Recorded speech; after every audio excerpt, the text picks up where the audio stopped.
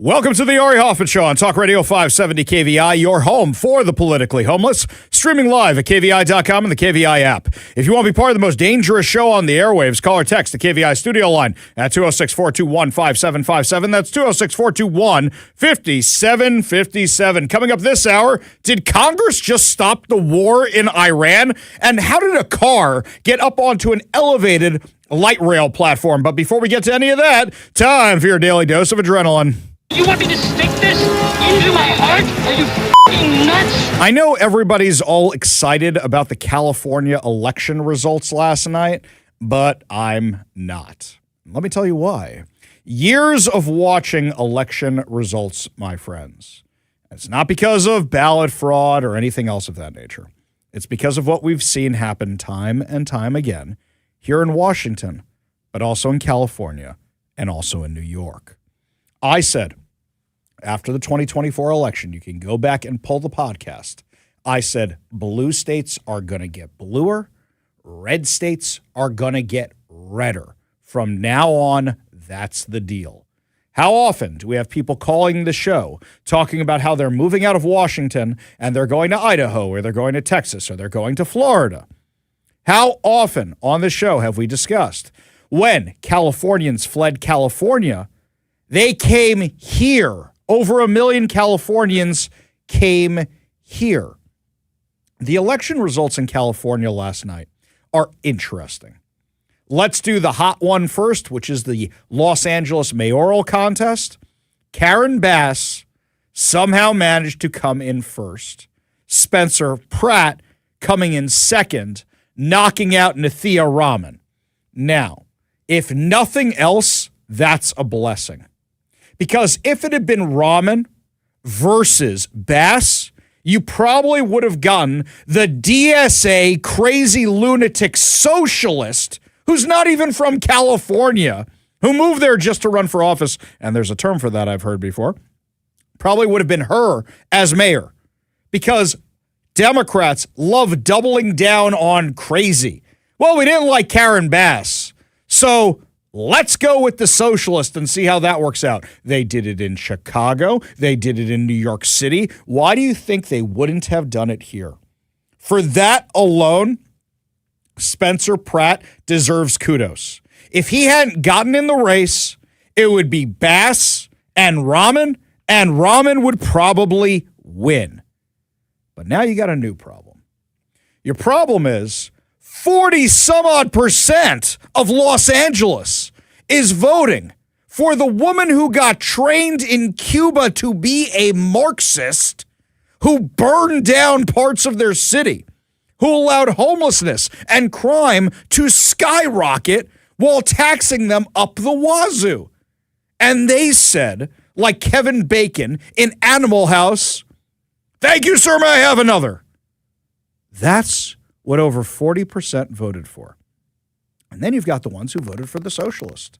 And the problem is the people who voted for the socialist are likely not going to vote for Spencer Pratt.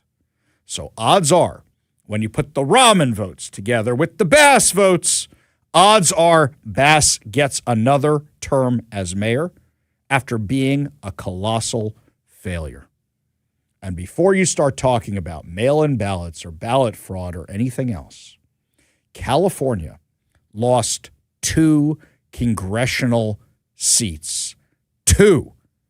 They went to Florida. They went to Texas, which means a lot of people who lived in Los Angeles, for example, a guy named Ben Shapiro, who took the entire Daily Wire, which is all conservatives, and they went to Tennessee. They don't live in California anymore. A bunch of people who likely would have voted for a Spencer Pratt or a Steve Hilton don't live there anymore. They now live in Florida. And that's why a Ron DeSantis can win by 20 points. That's why a Greg Abbott can win by huge margins.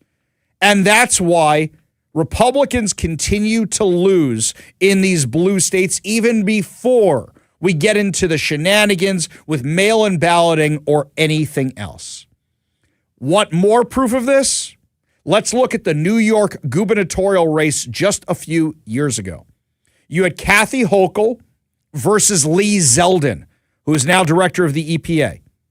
Lee Zeldin lost by around 400,000 votes. 500,000 people moved from New York to Florida during COVID. That's an election right there. Now, Spencer Pratt does have one path to victory. He's not Star-Lord. He has one path to victory. And here's what it is. The voter turnout is abysmal. In off-election year primaries, that's what's going to happen. It's not a presidential election, and it's a primary. Voter turnout is really, really, really far down. Spencer Pratt is going to neighborhoods like the Jungle, which nobody goes to campaign in because a lot of people think it's suicidal.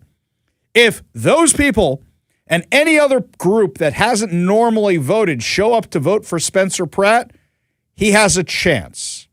Not a good chance, but he has a chance. At least for the next 5 months, we'll be enjoying clips of him bashing Democrats' failures in California. And that'll be fun. But unfortunately, as of right now, looking at the numbers, he doesn't have the votes. And before you jump to mail-in balloting fraud or anything else, think of how many conservatives left when the state lost 2 congressional seats, and that's after blowing the census, which overestimated how many people still live there. They probably should have lost 3 or 4 seats. When you lose that many Republicans, it's going to make life harder for you. All Karen Bass has to do is paint Spencer Pratt as a Republican, and these idiot Democrats will say, we're going to vote for the Marxist. We're going to vote for the lady who is so incompetent there was no water in the fire hydrants in California. We're going to vote for her. We want her to run the show, which is crazy. Now you've got Javier Becerra versus Steve Hilton. I said this yesterday. I think Steve Hilton is getting a bump off Spencer Pratt's success. I don't think it's the Trump endorsement. You really think a Trump endorsement is helping anybody win a race in California? No, I don't think so. My issue with Steve Hilton, and yeah, he leads the field, but remember, there's like 50 people running for governor. And if you take the top 10 vote getters, including crazy Katie Porter, you're looking at a bunch of Democrats voting for Democrats, which means all those votes are going to Javier Becerra, who did a terrible, terrible job in the Biden administration. An awful job. And I don't hear a lot talking about that. They're talking about Gavin Newsom's failures. I don't hear a lot of people talk about Javier Becerra, the disaster he allowed with the border, the disaster with COVID, the amount of things he was in charge of specifically for the Biden administration that he screwed up. I don't hear a lot of talk about that. And where do I always see Steve Hilton? I understand he used to be on Fox News. He's on Fox News all the time. I never see him actually campaigning. Fox News has what? A viewership of 8 million people coast to coast? How many of those are in California? You actually have to go and knock on doors and do what Spencer Pratt is doing, and Spencer Pratt is still likely going to lose. So I know a lot of you are disheartened and thinking, well, can we ever win an election again in a blue state? And I say absolutely. But the path is an interesting one. We had my friend Batya Ungar-Sargon, host at News Nation, on the show yesterday to discuss her new book.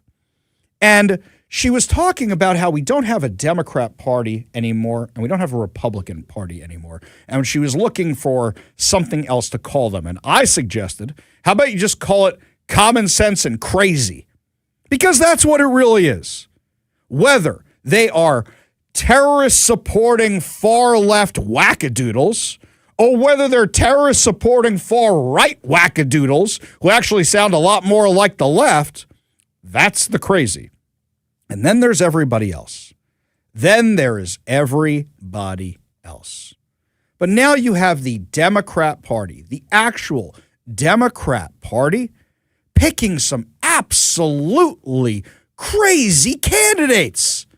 Do you know that the Democrats last night, as if things weren't bad enough, that they had Graham Plattner, the oyster farmer. I'm an oyster farmer who likes to pleasure himself while he's sitting inside a porta potty while he's on his Kick app, which is for child predators, rubbing his Nazi tattoo.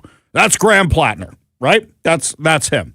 They've got the Nazi, who also disparages U.S. military members. That Graham, but I'm just an oyster farmer. That Graham Plattner. You've got the Nazi, and now they've got a member of Al Qaeda. I kid you not. New Jersey's 12th district just nominated a member of Al Qaeda to be their Democratic nominee for Congress. This guy, Adam Hamawi, is an Egyptian-born physician and former Army trauma surgeon. Oh, isn't that nice? Isn't that nice? He was in the military, right? He was backed by Hassan Piker and Bernie Sanders. He's tied to Sheikh Omar Abdel Rahman. Do you remember him? The blind sheikh whose followers carried out the 1993 bombing of the World Trade Center where 6 people were killed and over 1,000 people were injured. I know a lot of people forgot about that because of 9/11. Hamawi's past relationship with the blind sheikh stemmed from a 1991 road trip they took together to Detroit. You know, I only road trip with people I really, really like. So what does that really say about this guy and the guy who was involved in the bombing of the World Trade Center? He also acted as his translator in a press conference when he denied any role in the 1993 World Trade Center bomber. Spoke in defense of the sheikh during his trial, where he was convicted of plotting to carry out terrorist attacks in New York City. This is the guy who is now the Democratic nominee in New Jersey's 12th district. That's the guy. I mean, you know what's crazy is that, do you remember Flight 93 on 9/11? Flight 93. The guy who said, "Let's roll," Beeman, I think his name was, when they were fighting back against the terrorists. He's from New Jersey's 12th district. Imagine his family saying, "You're putting an Al Qaeda terrorist up as your nominee for U.S. Congress? That's who you're putting up right now? Is it vote blue no matter who? Because that's crazy. That is absolutely crazy." You know, we've got a scale of evil when it comes to politics. We've got the people that we call evil because we don't like what they say, because we don't like their policies, but they're more, you know, the Diet Coke of evil. You know what I'm saying? You're quasi-evil. You're semi-evil. You're the margarine of evil. You're the Diet Coke of evil. Just 1 calorie, not evil enough. Right. We don't like their politics, right? And then at the other end, you've got the ones who can lie to your face while wearing a suit, while looking all put together. They're the Hans Grubers. You know, the Hans Grubers who want to be sitting on a beach earning 20% after they blow the roof off a building. Those kind of terrorists, right? Who said we were terrorists? Those kind of terrorists. That's the other end of your spectrum. Well, where does a guy like Hamawi fall in? This was last night at his celebration of being the Democratic nominee in New Jersey's 12th district.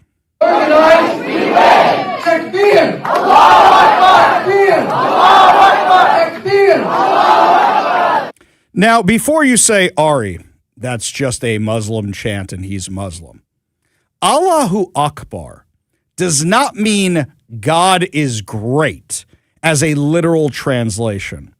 It means our God is better than your God. That's what it actually means. They're not hiding the ball on this one. They're not singing God Bless America. God bless the USA, or the national anthem. Instead, they are chanting Allahu Akbar. So what has this guy actually said in some of his interviews before? Oh, you're making him sound like a pretty bad guy. Well, what kind of policies does he support? He was on the stream of Hassan Piker, who, says that America deserved 9/11. This guy who supports Hamas and says that Republicans are evil. And I mean, this guy's lost his mind. This is the most far left crazy guy you can imagine. This guy goes to the funerals of terrorists. This is a question that I ask every candidate that comes on the broadcast, is the Zoram method. What are your top 5 policies that you want to be defined by? So, I talk about healthcare, not bombs. I talk about abolish ICE and to unrig the economy, but let's unpack that. So healthcare, not bombs means Medicare for all, and not bombs means we need to address our foreign policy, and we need to look at the military industrial complex, take it apart and really see what we need. We are spending $1 trillion, on our defense / Department of War / Department of War crimes now. And what we need to do is spend that in healthcare. Okay. So why would a terrorist from Al Qaeda not want us spending money on defense against terrorists? Let's put 2 and 2 together there. It's not because he wants health care for all. We all know this, right? Even worse, here's what else he said. It's like identifying when, ICE watch, identifying when ICE agents are in their neighborhoods and even demonstrations such as this one? I do. I mean, if it's a peaceful protest, peaceful demonstration, and if, communities are organizing to help their neighbors, this is what happened in Nazi Germany, right? Like in Nazi Germany, people were organizing to help the Jewish community to be able to hide, right? And to protect them. And unfortunately, we are doing it now in this country to help, our undocumented, brothers and sisters. And it's not just undocumented. They are attacking documented immigrants. They're attacking U.S. citizens as well. So when we allow one group of people to be attacked, it's just a matter of time. Oh, stop. You're an Al Qaeda terrorist. I don't want to hear you make any Nazi comparisons unless you're comparing the Al Qaeda leaders to actual Nazi leaders. Let's be real. Nobody in Gaza helped any of the Jewish hostages that were there for close to 2.5 years. So spare me your Nazi comparisons. And you're comparing ICE agents to Nazis? ICE agents who are rounding up murderers, rapists, child molesters. Oh, and these are not peaceful protests. People have been biting officers in New Jersey. People have been attacking officers in New Jersey. Some of these Antifa lunatics are from Portland and from our part of the world, going out there to cause problems. They're shooting at them. Do you not remember what happened in Texas last year? Somebody was shooting at ICE agents and killed 2 of their detainees rather than the ICE agents. This is who the Democrats just nominated. And before you say, Ari, that's New Jersey. We didn't do anything like that here. Do you have any idea how many CARE-linked, how many of these far left radical Islamists are running for office around here for the Washington state legislature? I think I'm going to have to put out an infographic of all of them. There are so many, I'm not sure it's going to fit on one infographic. I think I'm going to need to write up a whole article at kvi.com because there are so many of them. What's happening is these far left Islamists have realized there is an opening. If they just identify as Democrats, Democrats who vote blue, no matter who, will vote for them. So the Democrats who are out there saying, it's Pride Month, let's do Pride, let's wave a flag. They are literally voting for the people who would happily throw them off the tallest building they could possibly find. This is why people I know who are gay tell me all the time they don't feel safe or at home in the Democrat Party anymore. This is why Jews who I know say they don't feel safe or at home in the Democrat Party anymore. This is why other people tell me they don't feel safe or at home in the Democrat Party anymore, and it doesn't represent them. You have 2 parties now. You have one party, which is common sense, and then you have the axis of evil, which is the full-on crazy people, whether it's on the right or whether it's on the left.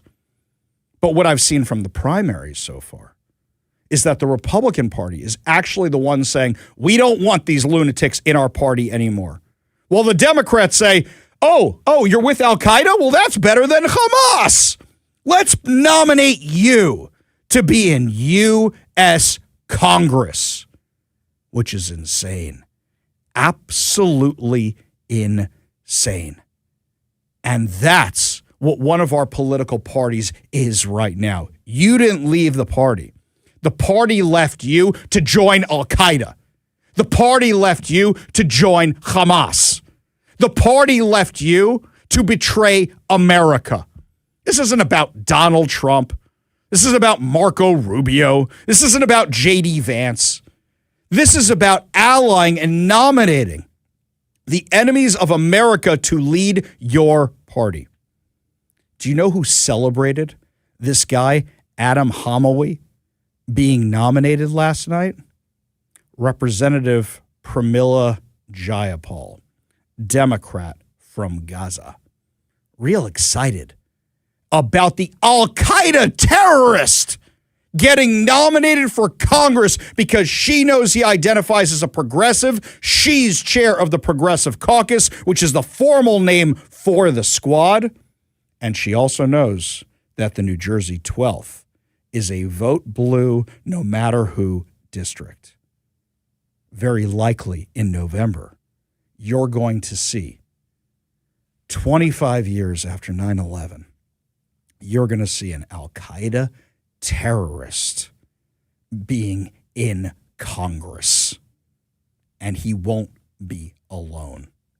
Scary thought when you put it all together like that. Something else that's pretty scary. When we come back, my friends, a car ended up on an elevated platform of the light rail last night. We've got new details on how exactly that happened when we come back. You're listening to the Ari Hoffman Show.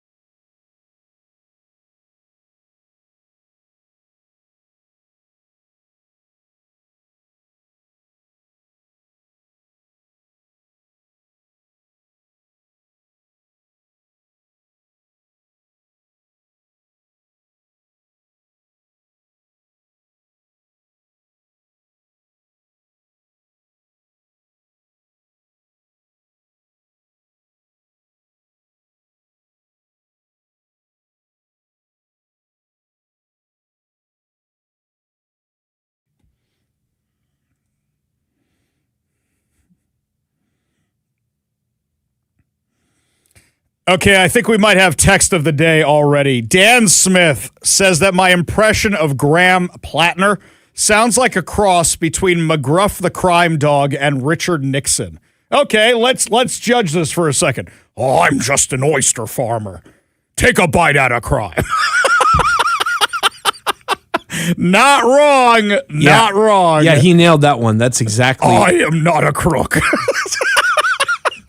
You know what the problem is? I do like 3 impressions, and they just kind of all sound the same. Like my Jay Inslee, is just an impression of this teacher I knew who teaches at my kid's school. It all just kind of goes together. But yeah, I think Dan kind of hit it right on the head right there.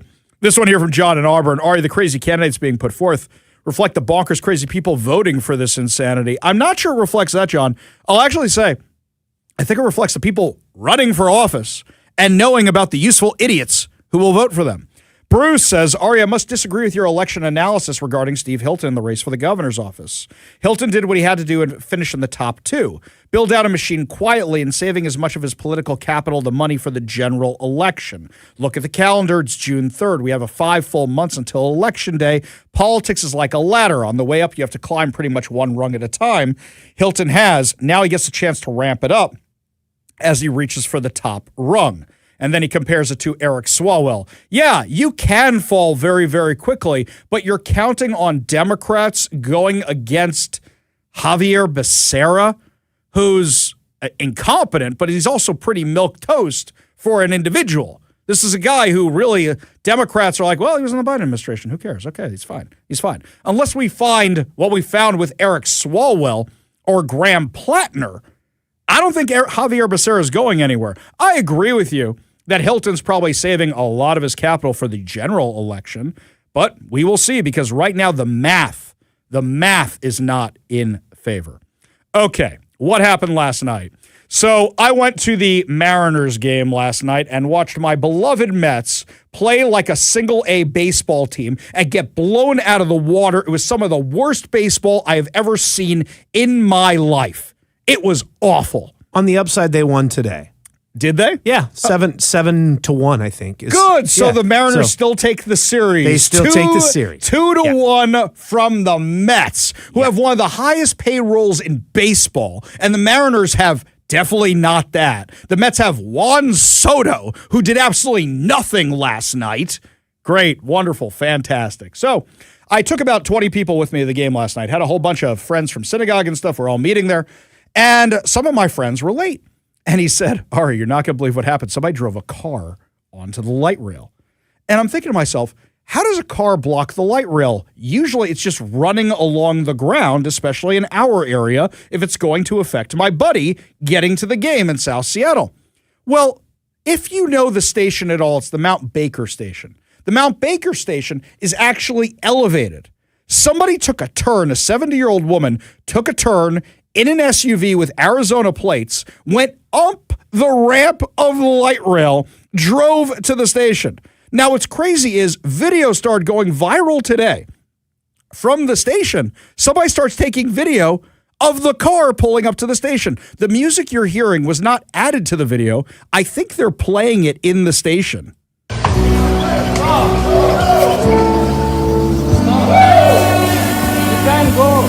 Here's the car. Here comes the car right now. Pulling up to the stop. Why is she drunk?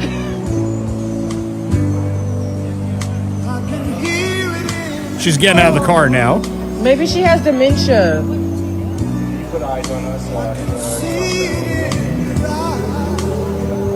How'd you get up here? Yeah, that was the question everybody had. How did you get up there? You think that music was a little too crisp, a little too I know, clean? that's why I'm not sure. I'm not sure if it was added in or whatnot, but I never get kind of this is a whole side tangent. Why people put the music why? in. I don't know why. It's the video is it's crazy good on its enough. own. It's nuts. Yeah, and I'd rather hear what actually happened than some stupid, clever song that you think over the top of it makes it better or makes it go viral, whatever. You didn't need the music for the car on the train tracks pulling into the station, the lady getting out of the car. So a lady gets out of the car. She gets taken to the hospital for evaluation, and now they got this car on the track. So I'm thinking, because I didn't know it was the elevated platform. I'm like, just drive it to the next station. Just pull it off at the next intersection. Oh, no. It's 30 feet above the ground. Just put it in reverse. Yeah, just back that sucker up. They were worried about damaging the tracks. And as much as I hate Sound Transit, that's a fair point, by the way. I would guess, though, that it's already been, the damage would be done, right? Like going forward or backwards if you're retracing where you just came from. Yeah, but you're assuming you're tracing it perfectly from a 70-year-old woman driving on those tracks, right? What if you hit the third rail of doom? I mean, it's a miracle she didn't hit that already. So what do they bring in? They bring in this big crane thing, and I'm wondering, how'd you get a crane out so quickly? So I made a few calls this morning. You know what that crane is used for?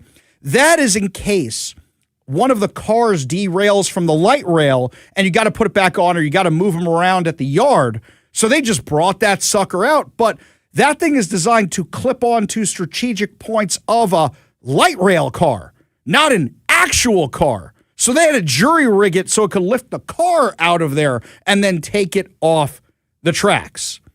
Now, I will just say this, is that if we got the light rail we were promised where the whole thing was going to be elevated, this never would have happened. But then Sound Transit would be, I don't know, another 40 years behind and another $40 billion behind. And the discussion wouldn't be about going out to Ballard. The discussion would be, do you think we can still go across that bridge?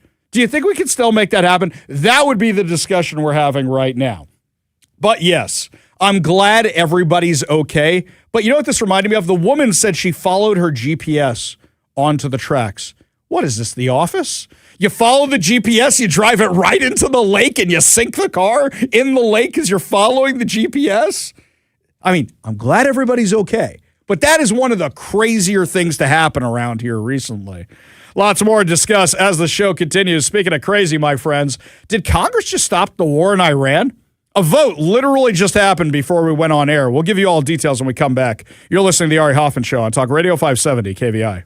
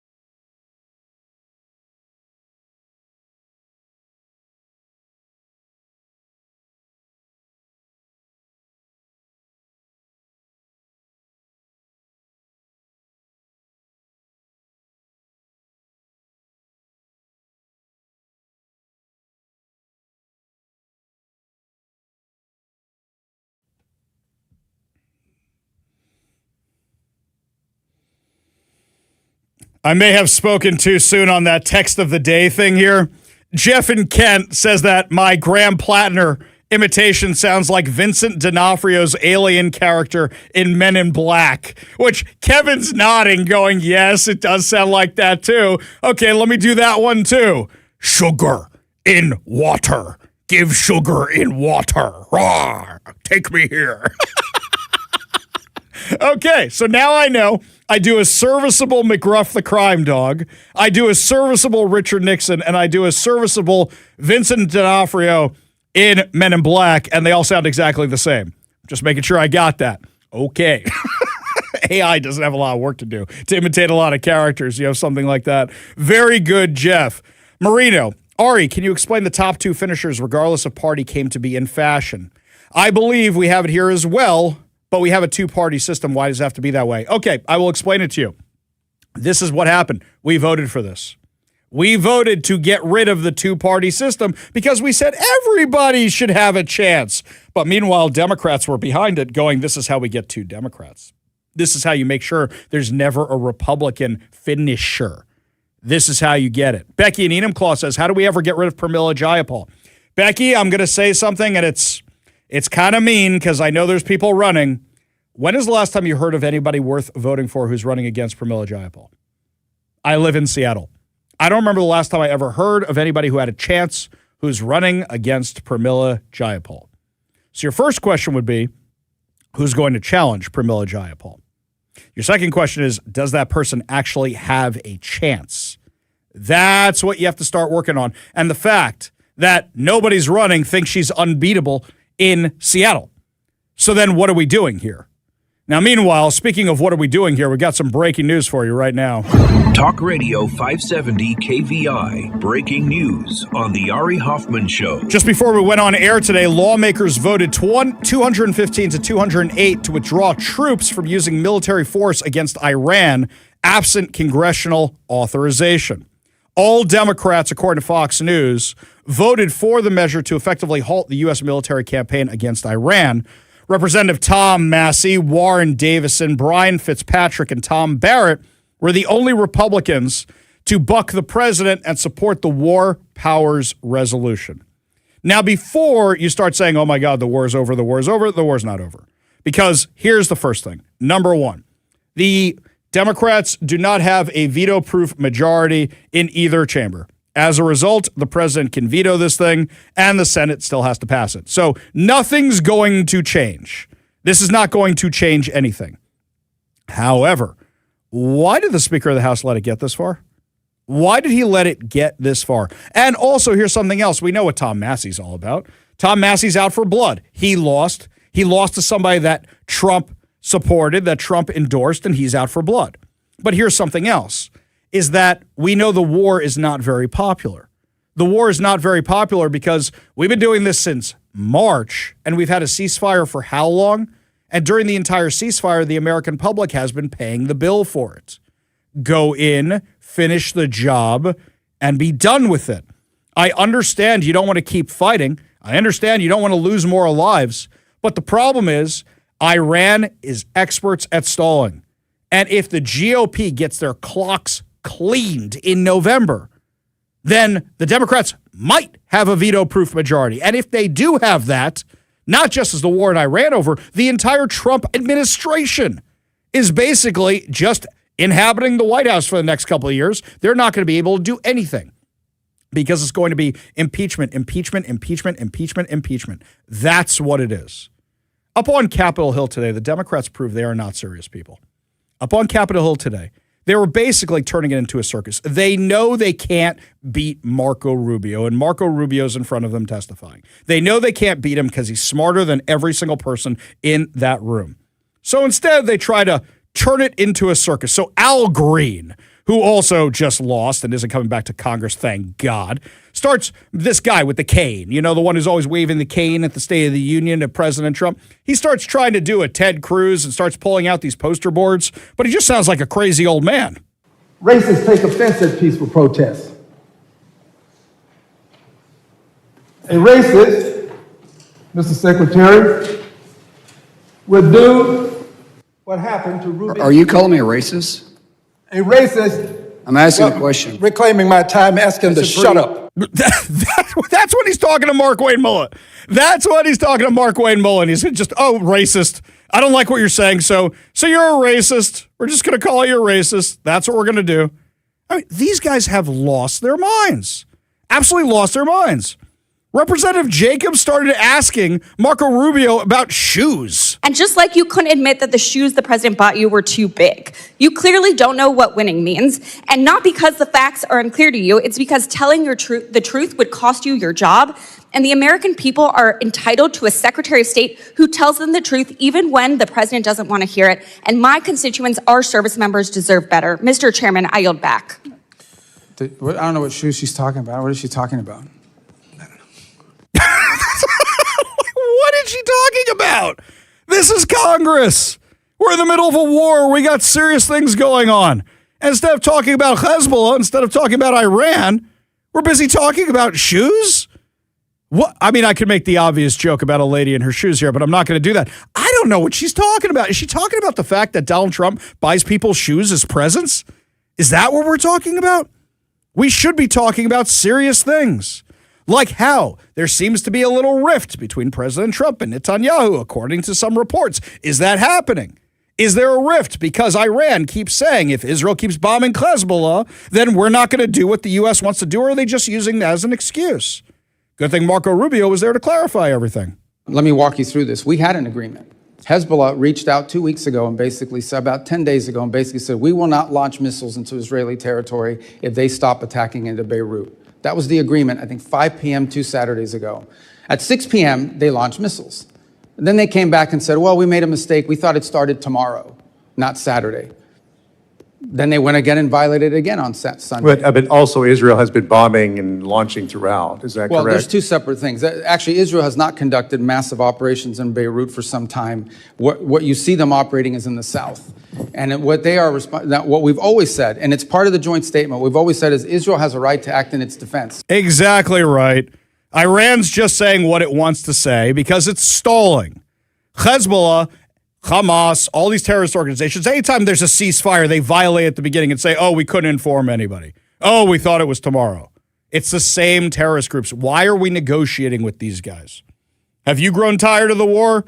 Just say go and finish the job, or do you agree with Congress we should stop it right in its tracks? Give me a call or a text at 206-421-5757. That's 206-421-5757. Up next, my friends, I got back a public disclosure document from the Department of Corrections about how many people are getting those trans surgeries inside our jails and going into the women's prisons. We'll give you the horrifying details when we come back. You're listening to the Ari Hoffman Show on Talk Radio 570 KVI.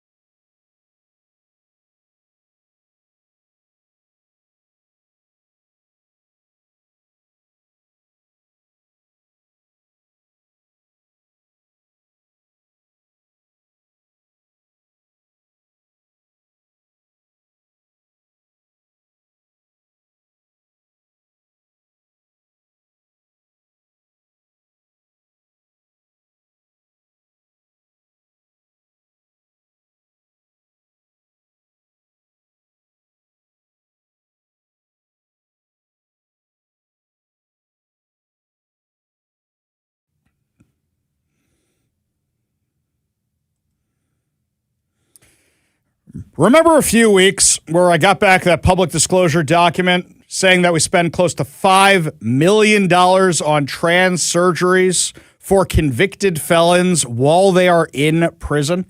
Well, I don't think that the public disclosure document was actually complete. Is that $5 million for one patient? Is that $5 million for 100,000 patients? How many people are we actually talking about? So I sent them a follow-up question. And I said, hey guys, how many people are we actually talking about here? So we got back those documents last night, and I started reading them. The number of Washington inmates receiving gender-affirming treatment has nearly doubled in just 3 years. Records that we got show that 75 incarcerated individuals were receiving it in the first quarter of 2023. By the second quarter of 2026, that number had climbed to 145 inmates, roughly a 93% increase. The program peaked at 154 in early 2026 before declining slightly. So, what you're saying is that we have spent $5 million on this nonsense, and we are still also putting men who are fully intact inside cells with women. So when Bob Ferguson says we need to pay for essential services here in Washington, this is what our money is going towards? Are you kidding me with this? This is what we are spending our money on. So they don't have money to keep the parks open. So they claim they don't have Medicaid money. Oh, wait, they spent the Medicaid money. Close to $400,000. They spent that on this as well for convicted felons, for rapists and murderers and child molesters. That's who they're spending this on. I should really ask next, what are their offenses that they're in for, that we're paying for all this? Because we know a few of the high-profile ones. I'd really like to know the rest. I want to know exactly what they're in for. Up next, my friends, looks like there's a fight on the House floor right now. All over this war with Iran. It involves Rashida Tlaib. Fun. We're going to see what's going on with the terrorist supporter when we come back. Plus, your calls and texts. You're listening to the Ari Hoffman Show on Talk Radio 570 KVI.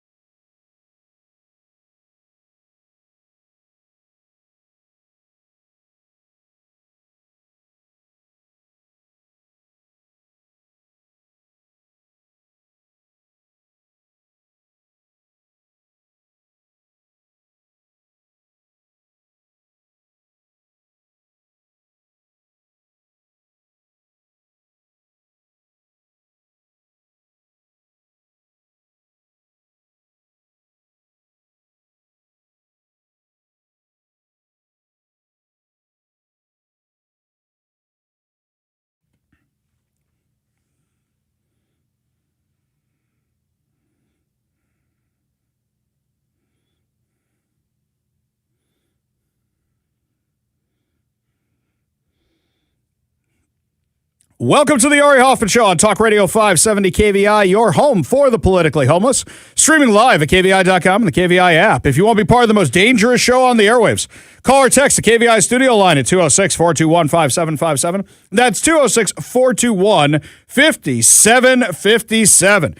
Coming up this hour, why are taxpayer-funded Somali organizations being given free tickets to the World Cup? But before we get to any of that, my friends, we are giving away tickets, not to the World Cup. We are giving away tickets to see Colin Cloud Mastermind at Snoqualmie Casino and Hotel. For over 20 years, Colin Cloud has been entertaining and astounding audiences on the biggest TV shows and stages around the world. He'll know what you had for lunch, where you've been today, what you do for a living, your pet's names, even your PIN code. Described by the media as the real-life Sherlock Holmes, he's enjoyed sold-out runs in London's West End, Broadway, and the Las Vegas Strip, where he now has his own show at Harrah's Hotel and Casino. All you have to do to enter to win these fantabulous prizes, 2 tickets to see Colin Cloud Mastermind at Snoqualmie Casino and Hotel, is text the word hat, as in a magician has a hat. As in I once saw a magician pull a rabbit out of a hat. Text the word hat to 206-421-5757. That's 206-421-5757. Remember, you can buy tickets if you don't win them over at snowtickets.com. That's SNOtickets.com. We go to the KVI studio line, take a call from Paul in Bonnie Lake. Paul, what's going on? Much is going on, Harry. The current war with Iran started November 4, 1979. Ronald Reagan got a partial victory when he said, "So help me God," and the plane with the hostages took off from Tehran for Wiesbaden. But as Ronald Reagan would say, we win, they lose. And as Eisenhower directed to airborne personnel before D-Day, nothing less than total victory. I say we go total military on Iran, obliterate them, put an end to the nonsense. You know, that's what most people are actually saying on the text line. In fact, most people all through this whole thing are saying that exact same thing. Paul, appreciate the call, appreciate the historical perspective, appreciate you being part of the show. You want to be part of the show, you give us a call or a text at 206-421-5757. That's 206-421-5757. I mean, hang on a second here. I see 1, 2, 3, 4 texts that are all literally putting out the words to this song. Bomb, bomb, bomb, bomb, bomb, Iran. They're literally across the text line. That's what people are saying. This one here, Darren points out if we stopped the war, who's to say Israel wouldn't finish it? Not an unfair point, by the way. Would probably happen too. Exactly right. But then the Democrats would say, stop selling them weapons. And then when they stop buying weapons, they say, they hate America because they're not buying our weapons anymore. Just watch how that goes down, Darren. Guaranteed. Now, I promised you before the break that there was a fight going on in Congress right now, and it looks like that's exactly what's happening. So what's happening here is apparently Representative Miller, Max Miller, who's a Republican from Ohio, was speaking about the War Powers resolution on the floor. And Rashida Tlaib, the Democrat from Hamas, started interrupting him. Let's peek in on Congress a little bit, shall we? This sounds like a little bit of fun. If my colleagues on the other side actually cared about the people of Lebanon, which it's clear they don't, they would cheer on the elimination of these bloodthirsty terrorists, not advancing meaningless resolutions to denigrate American foreign policy only to embolden them. For decades, Iran has used Hezbollah to project power throughout the Middle East. In the process, Hezbollah has weakened the Lebanese state and repeatedly drawn Lebanon into conflicts that serve Tehran's interest. While I can appreciate the passion from my colleagues on the other side of the aisle, I do not appreciate their lack of education and understanding of what is really going on there. So let us be clear.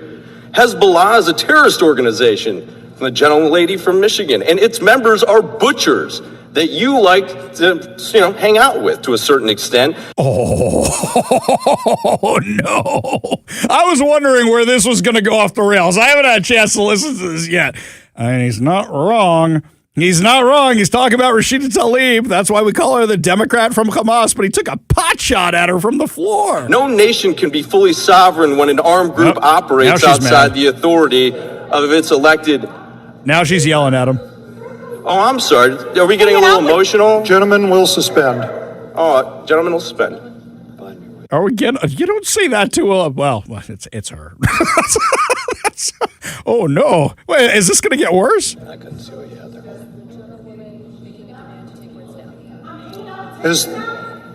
I certainly believe you advocate for them, yes. You advocate for terrorists on a daily basis. The House will be in order. You advocate for a terrorist regime every single day. From the Jerry Springer. From Michigan. The House will be in order. The House will be in order. You do associate yourself with them. Colleagues,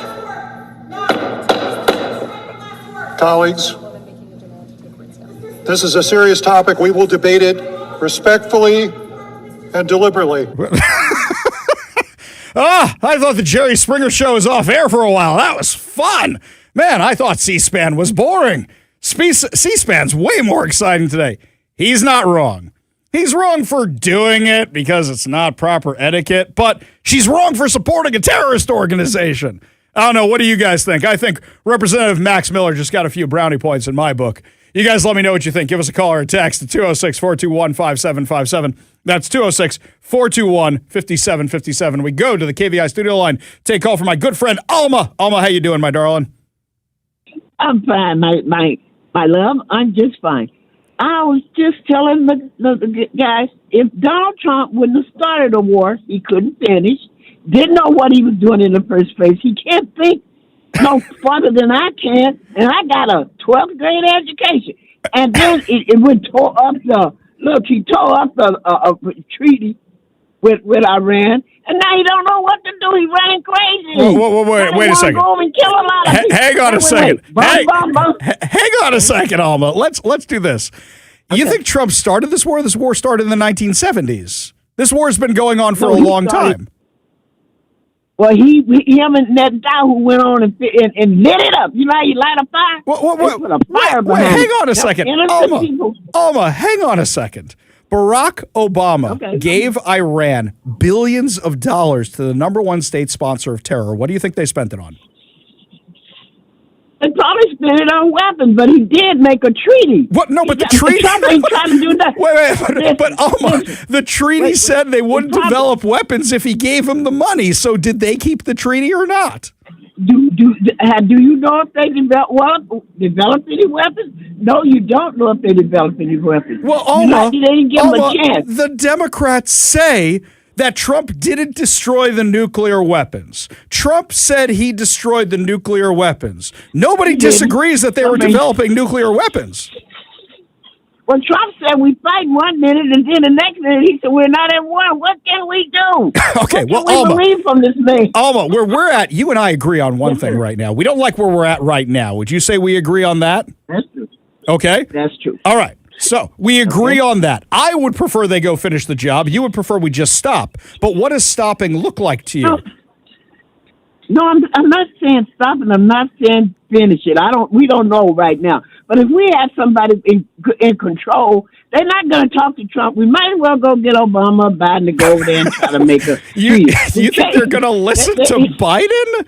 You think they're going to listen to Biden? Yeah, Barack Obama, they're going to treat like a cash machine. Well, that's all right. They'll listen to him. There won't nobody else die. Trump don't. You know what?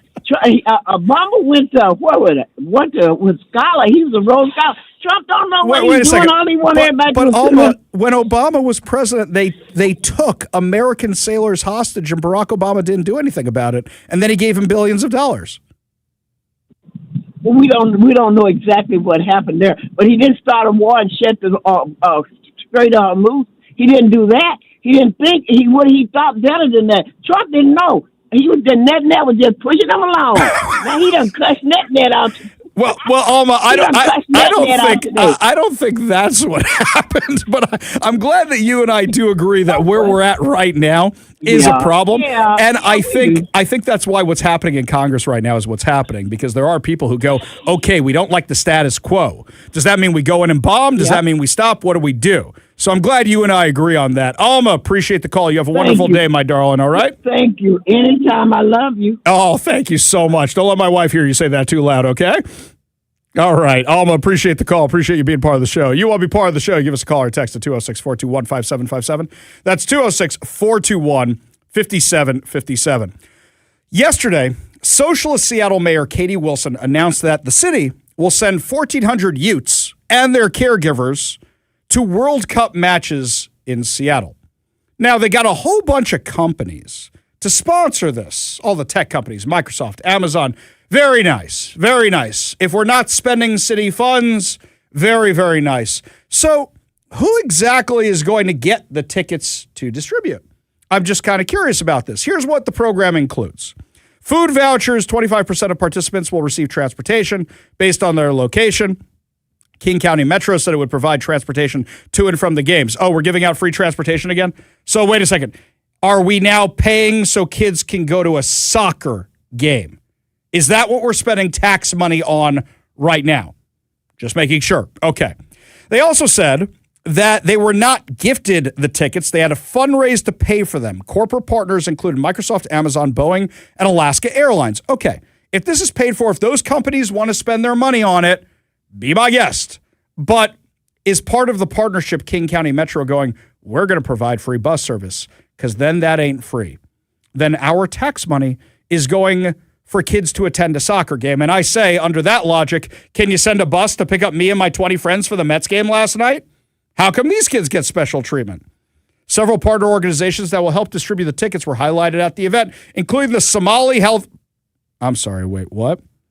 The Somali Health Board, which runs a youth soccer club? Wait a second. Why are we the Somali Health Board?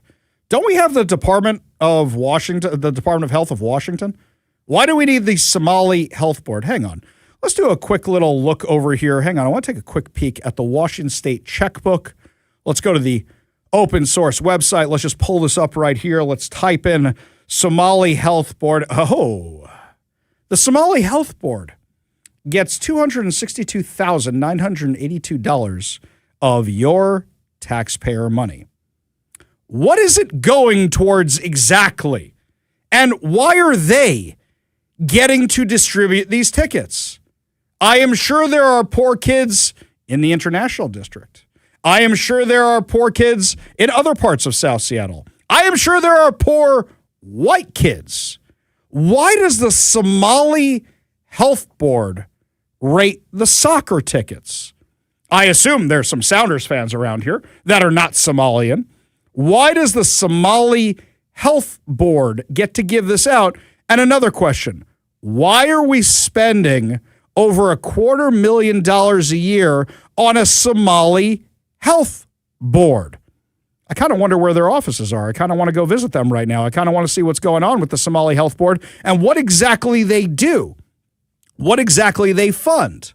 And I got to say, King 5, I'm a little surprised at you guys. You guys just took the press release from... Am I really surprised? No, I'm not surprised. You guys took the press release from the mayor's office and just put it into ChatGPT and threw it up on your website. That's what you did. I can tell that you did that. How do I know that you did that? It's their words. You literally threw it up there on their website. Did you ask the question of, is King County spending any money on this? Is Seattle spending any money on this? Is Washington spending any money on this? If we have a massive budget crisis, why are we paying for kids to go to soccer games? Look, I used to work with youth and youth who didn't have a lot of money, but I fundraised the money to make sure those kids would have opportunities to go to Disneyland, to go on trips to New York and go other places and have experiences. I would fundraise that money. Are we spending taxpayer money on this stuff? Because I don't think we need to be spending our taxpayer money on kids going to the World Cup to see Iran versus Egypt on now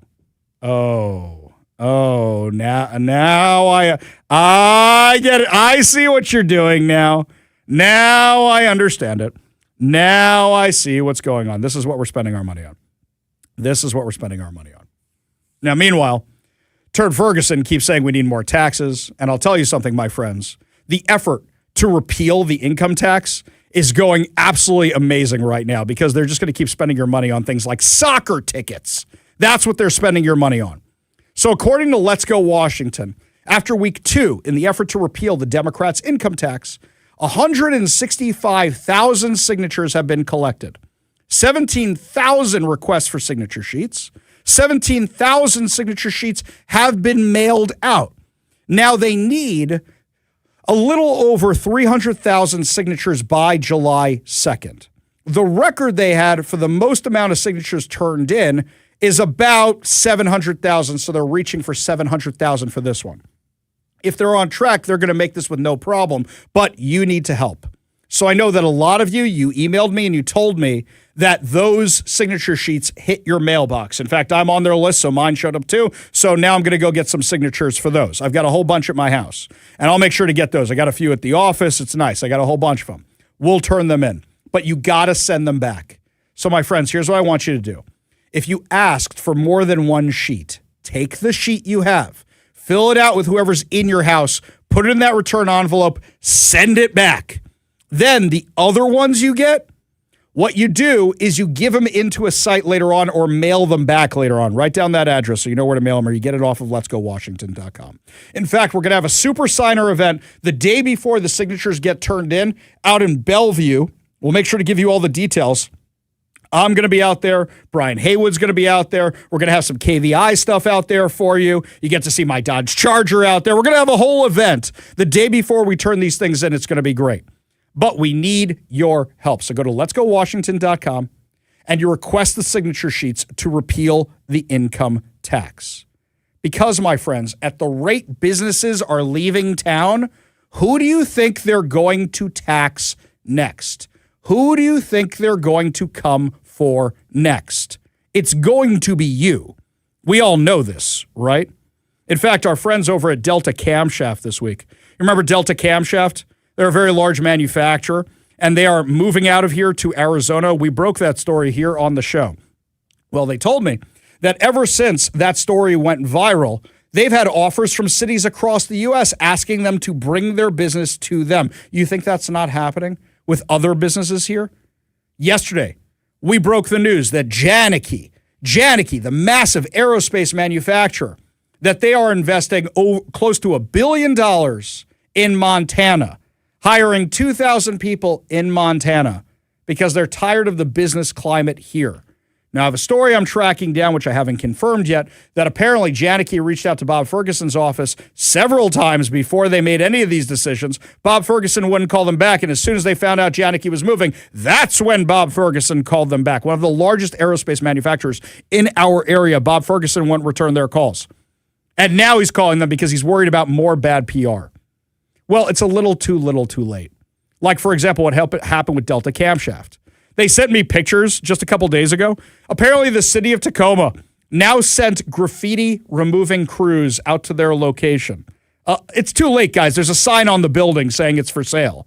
And in addition to that, they were kind enough to remove the $250 graffiti fine they had hit the business with. Yes, because it's their fault they got graffitied so often it wasn't worth cleaning up anymore. No, that's you guys for not enforcing the law. Too little, too late. Just too little, too late. Up next, my friends, lots more to discuss as the show continues. I found out after I reconnected with a friend of mine that she survived a terrorist attack. And she was the main plaintiff in a lawsuit against the Biden administration for using your taxpayer dollars to actually fund the terrorist attacks. We'll give you all the details when we come back. You're listening to The Ari Hoffman Show on Talk Radio 570 KVI.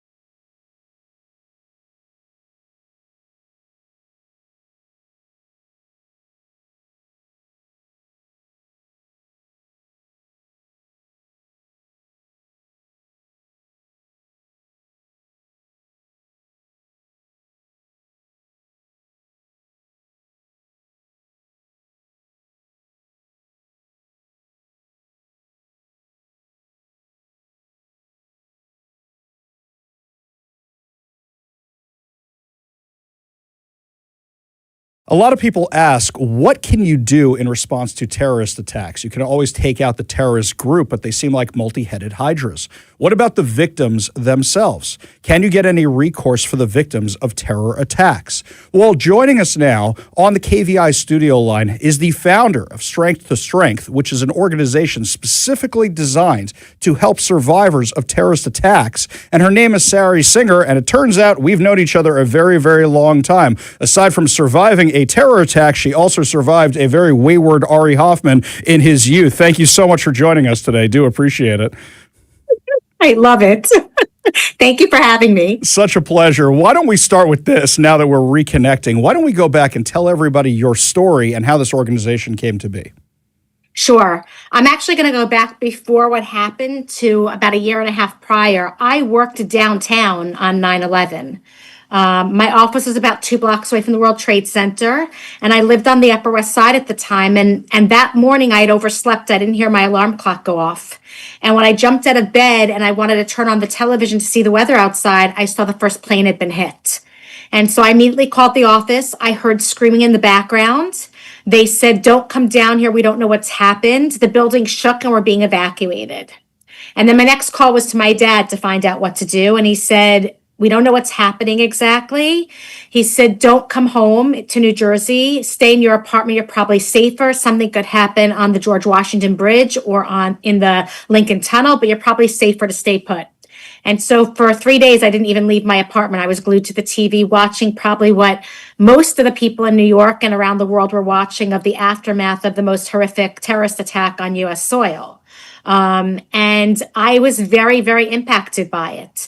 I ended up going back to work a month later. When I got back to work, my subway station that I usually use was completely destroyed. That was a block away from the towers. And so we would have to get off of Chambers Street, which is about a 12-block walk to the office. And the first few mornings I would walk down as I would get to about a block away from my office, I would see these crowds of people waiting online. And so by 3 or 4 days of seeing these lines of people, I tapped somebody on the shoulder and I said, "What are you doing here?" And he said, "Oh, we're here to take a picture of where the World Trade Center used to stand." Now, at that time, it was a month after 9/11. There were pieces of paper and posters all over downtown of the faces of people that didn't get to go home that day. And you're taking pictures as if it's like the Empire State Building or the Statue of Liberty. And I got really upset about it. And I remember talking to my family about it. And in December of 2001, I quit my job and I moved to Israel to volunteer with organizations that were working with victims of terrorism.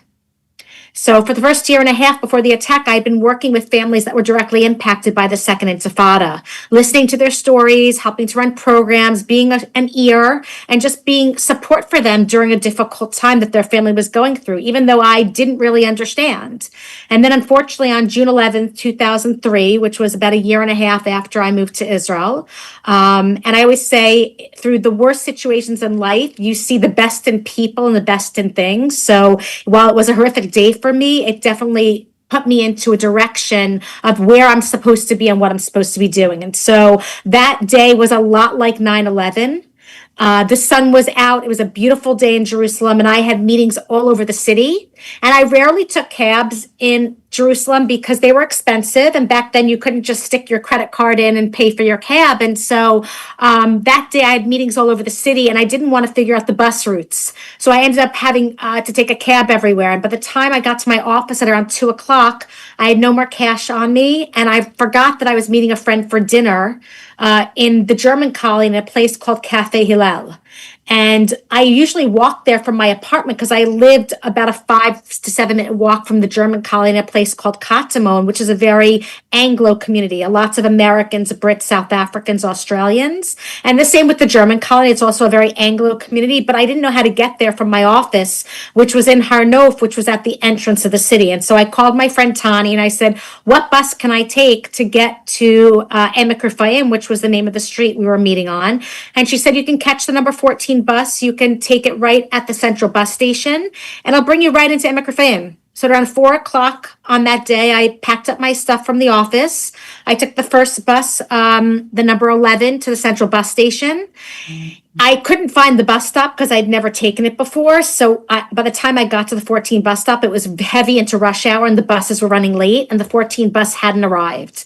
And so I thought, okay, you know what? I didn't want to stop at an ATM to take out cash, but I'm going to hail a cab and I'll stop because I really didn't want to be late.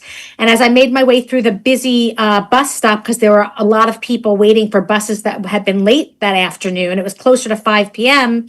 I put my hand out to hail the cab that I saw in front of me, and right behind that cab was a 14 bus. And so I figured I'm leaving the next week to go back to the States. I have a bus pass for the month that I'm not going to use. I might as well get on the bus. And so I called my friend and I told her where I was. And she said she'll see me shortly. I boarded the bus. It was packed. I rarely sat on the buses in Israel, but for some reason this day I was so exhausted. I really wish that there was a seat and there wasn't. So I stood by the back door, which if you know what the Egged buses are like in Israel, it's really the middle of the bus. And as we approached the next bus stop, which was Machane Yehuda, the marketplace, I saw right in front of me on the right side of the front section, the last two seats, these two women got off. And so I decided to sit down. Now, normally, because at Machane Yehuda, which is a marketplace where people go after work to pick up groceries, my first thoughts usually would have been, let me sit by the aisle. So if somebody older gets on the bus, I could get up quickly for them to let them sit down. But for some reason on this day, I don't know why, I ended up moving into the window seat. I remember the girl who sat down next to me and her boyfriend who was holding on to the pole. And the bus just kept getting more and more crowded. And I remember at one point, the bus driver shut the doors because people were still trying to get on the bus. And at that time, the cell phones weren't like what we have today. So my cell phone was kind of clunky and I didn't want to hold on to it. I just got on the phone with my friend. So I leaned over looking down with my head against the seat in front of me. And my knapsack was on the floor. And as I opened my knapsack and dropped my phone into the knapsack, I started zipping it up. And all of a sudden, I felt this huge shockwave hit me. And the only way to explain what the shockwave feels like, it's like two pieces of metal that hit so hard against each other and vibrate back. That's what I remember my body feeling like. And I remember trying to lift my hands up to my face, and my hands were being pulled down and my body was being pulled back against the seat. And I didn't think it was a terrorist attack. I thought that maybe we got into a bus accident or that somebody hit me in the face with something. But the last thing I thought was that somebody boarded that bus strapped with explosives to hurt and murder innocent people. And when the blast stopped, I couldn't open my left eye at all because I had been looking down. So when he detonated, something must have hit it. So my eye had already been swollen shut from whatever hit my face. And my right eye, I could barely open just enough to see the roof of the bus had fallen in and the man's head in front of me and he wasn't moving. And for a split second after the blast, there's like this silence. And I always say that, like, it's not the silence that you hear in the summertime, like I grew up with outside, you know, on 4th of July weekend where the crickets are out or the fireflies are out. It's literally the silence of death all around you.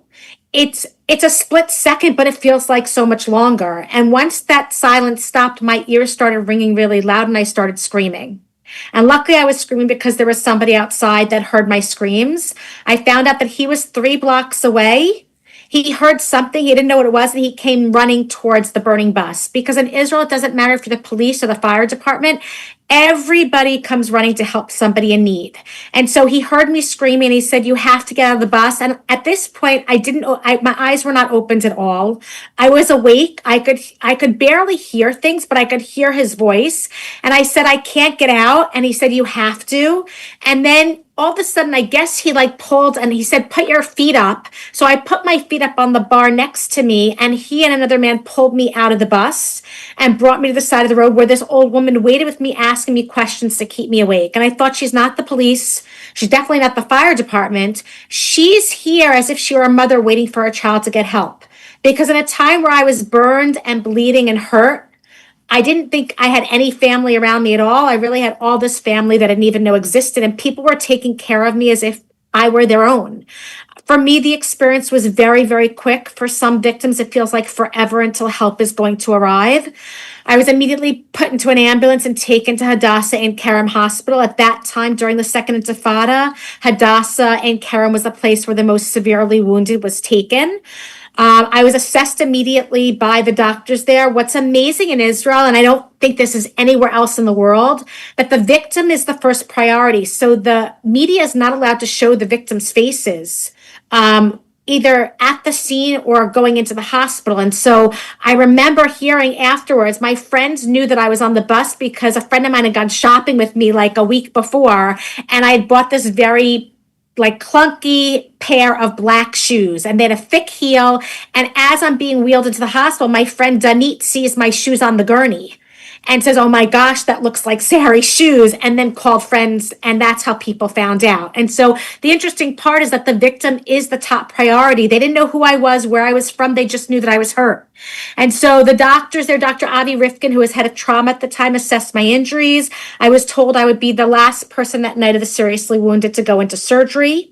I had shrapnel that went through my left shoulder, breaking my clavicle bone. Both my eardrums were blown from the impact of the blast. My hair was burned. My face was burned and bruised. My legs were badly cut up from metal from the bus. And I have shrapnel in my mouth that's inoperable. And that's lucky because on that day, over 100 of us were injured on and off the bus. And 17 innocent people were murdered, including everyone seated and standing around me. So they approximated from what happened that the terrorist was about 2 people away, which would have meant he was staying next to the boyfriend. And so I realized that if I didn't take that window seat, I wouldn't be here because the rows in front of me didn't survive. The girl next to me didn't survive. Her boyfriend didn't. And I can only think that, my time isn't up and that I have more to do here. And that's why I survived that day. That's absolutely horrifying story. And for me, I mean, I haven't seen you in 25, 30 years at this point. And yeah. I'm thinking to myself, my God, this is a person I knew and this happened to you. And I see you in front of me now, we're doing this interview over Zoom and you've recovered and, you talk about shrapnel still being in your body. I would have no idea looking at you on the street. You look great. Pardon me for saying that because you got a family and stuff. Well, I'll tell you this, guys. Next, you're going to hear about how your tax dollars funded the very attack that she survived. That's next. You're listening to The Ari Hoffman Show on Talk Radio 570 KVI.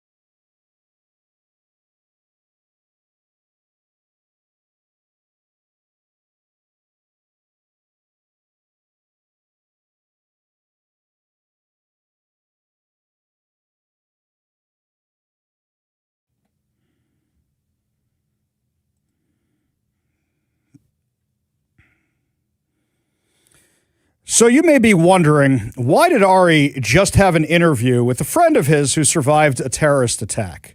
Well, it turns out there was a massive settlement just last week with the U.S. State Department, because it turns out your tax dollars were funding the terrorist attack that my friend survived. Listen to part 2 of my interview with Sari Singer to hear exactly what this lawsuit was about. Now it comes a point where this was a suicide bomber. He's dead, super, super dead. And the terrorist organization, can you really go after a terrorist organization for justice? I mean, the Army's going to do what it's going to do, but can victims like you be made whole? But there was a massive judgment in your favor this week, so tell us about that. Sure. So first, I do want to say something. You know, Hamas, it was an 18-year-old kid who was the suicide bomber on the bus. He was the 8th kid that year that had been recruited and radicalized by Hamas to carry out this a terrorist attack. And the fact is that at that age, these boys on the soccer field should not be radicalized and indoctrinated to carry out terrorist attacks. They should be able to be kids, and they should be able to live their lives and not have to go through things like this. And so on many levels, for me, he's a victim of Hamas as well, in that he was indoctrinated and he was brainwashed to think that what he was doing was going to actually move something or do something positive, because at the end of the day, all it did was really hurt and murder innocent people and thousands of families impacted by the constant radicalization that Hamas and other terrorist organizations do. Now, for victims, it's very hard for us to find justice. It's very rare for us to have justice in this realm. But the U.S. is a place where we're able to have that justice through the courts. And so I've been on a number of different lawsuits. This one was a very special one for me. This was at the time the beginning of the lawsuit started during the Biden administration. And what it was that in 2018, the Taylor Force Act was passed and signed into law. And Taylor Force was I think he was a West Point graduate. He had done, I think he toured in Afghanistan and Iraq, and he was a hero. He was a hero for the American people. And he was studying in a graduate degree in Vanderbilt University. And in 2016, he was visiting Israel on a trip with his master's program. And he was in, I think, Jaffa, if I'm not mistaken, and a terrorist came and stabbed him. So while he saved our lives here and protected us, he was murdered by a terrorist in Israel. And so the family, Stuart and Robbie Force, were very, very adamant about doing something in Taylor's memory to really make sure that this doesn't happen to other people. And so the Taylor Force Act stipulated that the U.S. government would not be able to direct funds to the Palestinian Authority that would go to fund the Pay for Slay program, which is their martyr program, which is when a terrorist carries out an attack in Israel against innocent people, the family of that terrorists are paid a monthly stipend for murdering and hurting people. And so this act, this Taylor Force Act, was to stop that money from going there. The taxpayer money should not be going to incentivize terrorism directly or indirectly if the administration knows. And so President Trump had signed that into law in 2018. And unfortunately, when Biden became president, the new administration, Biden and Blinken, both resume those funds to the PA. And so now there was even more incentivization for terrorists to carry out attacks, because their families would end up getting thousands and thousands of dollars, much more than they ever would have gotten if they just lived their lives normally. And so that was very hard to take on for me as a victim, to know that the people that are responsible for not only indoctrinating these young people to carry out attacks like mine, but now the families are being incentivized to send their children to do it because they're being paid by our taxpayer money. And so the lawsuit originally was, Jackson et al. Versus Biden. And it basically was Congressman Ronnie Jackson, myself, and Stuart and Robbie Force suing the administration.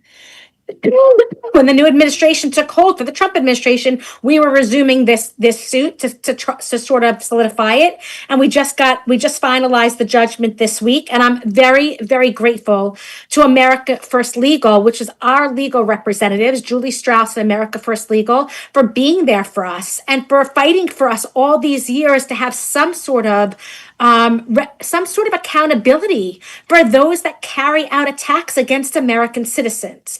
And I'm so grateful for the Trump administration for taking hold of this and helping to stop the pay for slay funding, because the rest of the world is complicit in this. And while other countries are sending foreign aid, most of that foreign aid is going to incentivize terrorist attacks.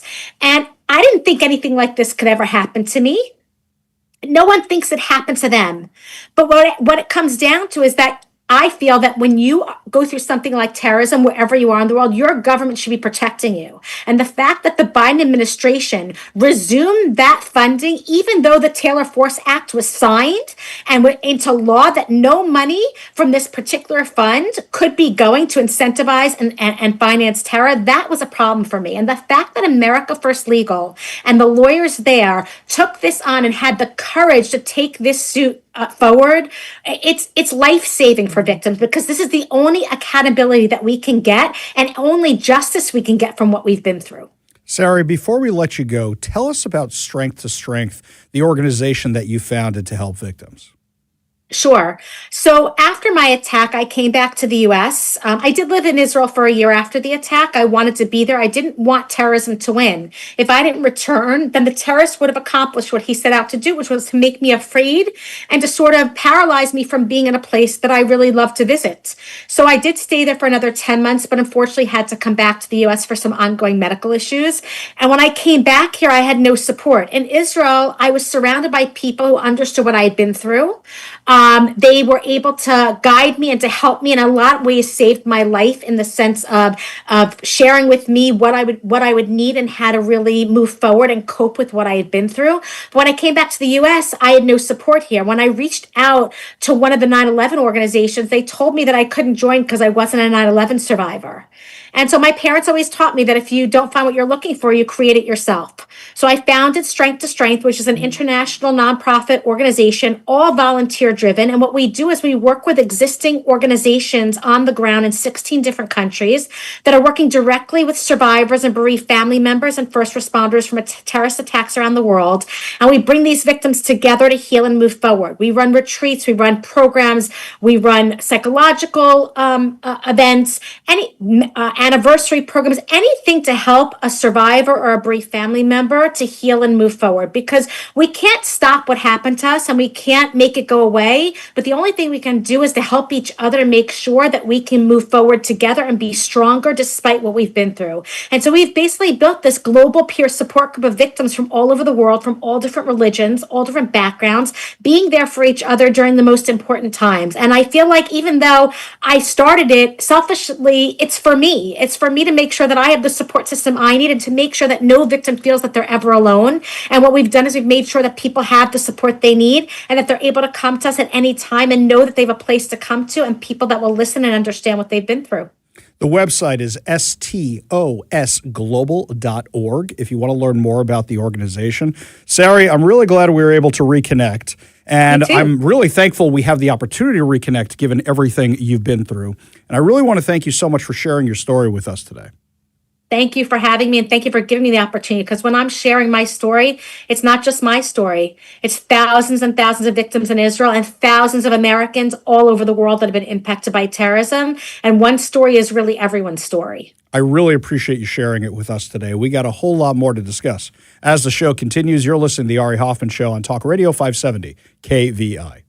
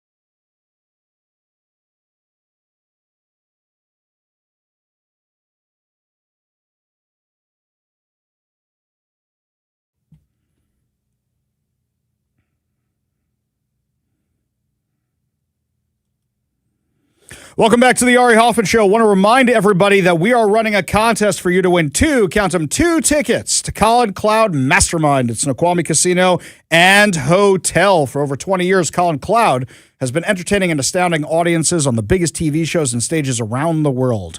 He'll know what you had for lunch, where you've been today, what you do for a living, your pets' names, and even your PIN code. Can I know his PIN code if he knows my PIN code? I mean, I'll take free money. Described by the media as the real-life Sherlock Holmes. Well, if you're a master mentalist as well, then yes, you should know his code. I am a master mind, but I don't know if I am a master mentalist. Right. And if we continue down this, we're just going to start making bad jokes. Okay.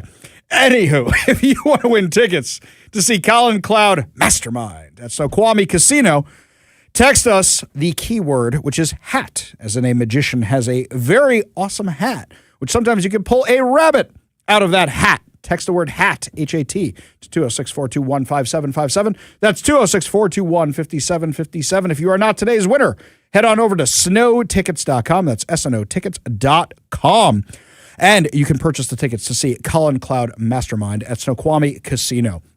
Got some interesting text on our last guest right here, which is this one here from Becky and Enumclaw. What an incredible story. And I know it's not a story. It's real life. Very incredible. Yes, absolutely. Also, Becky thinks Trump has something up his sleeve with regard to Iran. You know who doesn't have anything up his sleeve is Turd Ferguson. When we come back, my friends, Bob Ferguson is going to, we have his approval ratings. And they are terrible. They're not just terrible. They are beyond bad. I mean, you look at his stuff and I don't know, the recent executive order signing he's doing is not going to save him from these horrific poll numbers. In fact, I think the only people who like him are, no, that's not enough people for even the Democrats in the legislature. I mean, these numbers are so low. I wonder if it's just his family members that say, yes, we like Bob Ferguson. So what we're going to do is we're going to take a little break right now, my friends. But when we come back, how low are his numbers? How much lower can they go? And wouldn't it be an easy thing to just say, you know what I'm going to do, guys? I'm going to, put a little hiatus on that Climate Commitment Act, lower gas taxes for a little bit. But he's not going to do that. We'll tell you why when we come back. You're listening to the Ari Hoffman Show on Talk Radio 570 KVI.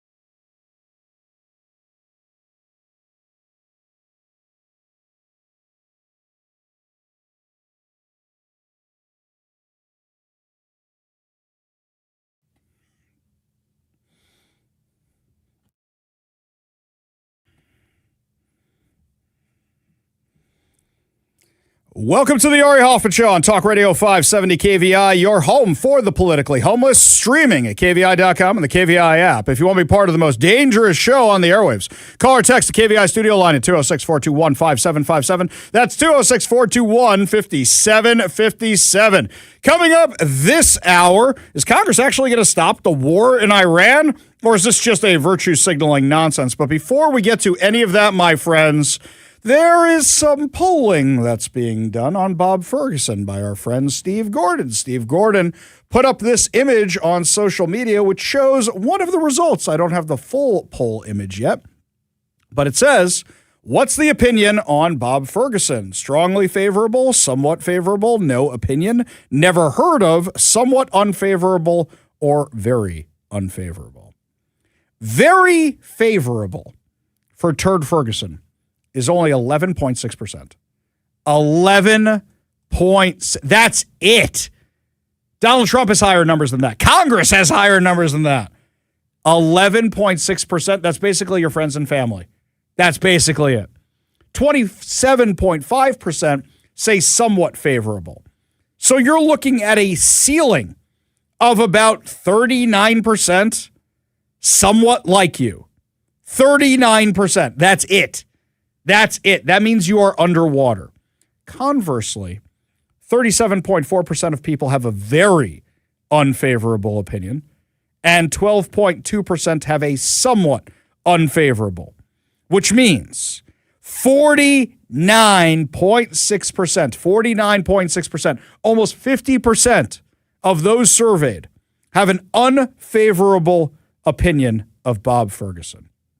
Now, I know that Bob's team listens to the show because, well, I know that Bob's team listens to the show. Let's just put it that way. I know there's somebody assigned to listen to the Ari Hoffman Show. What will Hoffman say next? How do we combat this? What do we do with this?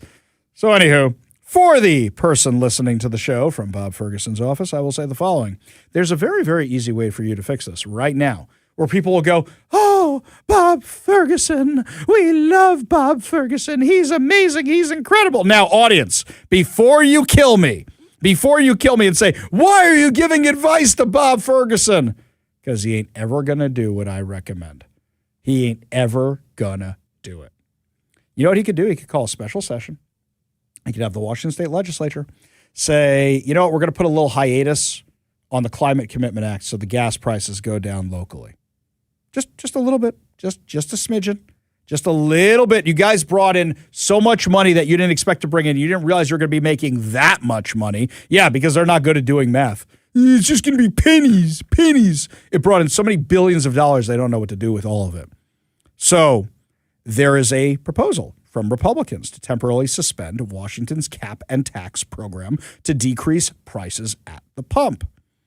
State Senator Chris Gildon urged Bob Ferguson in a May 20th letter to use his emergency declaration power as governor to temporarily suspend the Climate Commitment Act, so he doesn't even need to call the legislature back.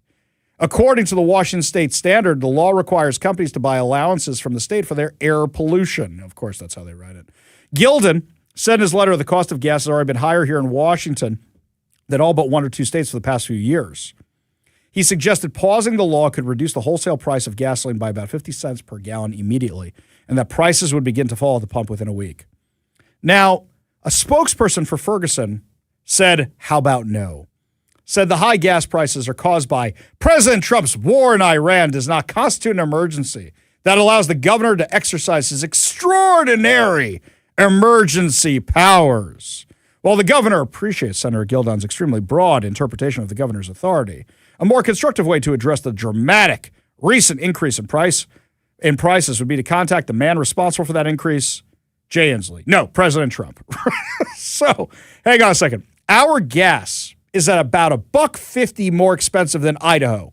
And the reason it's $1.50 more expensive than Idaho is because of the amount of taxes they put on us.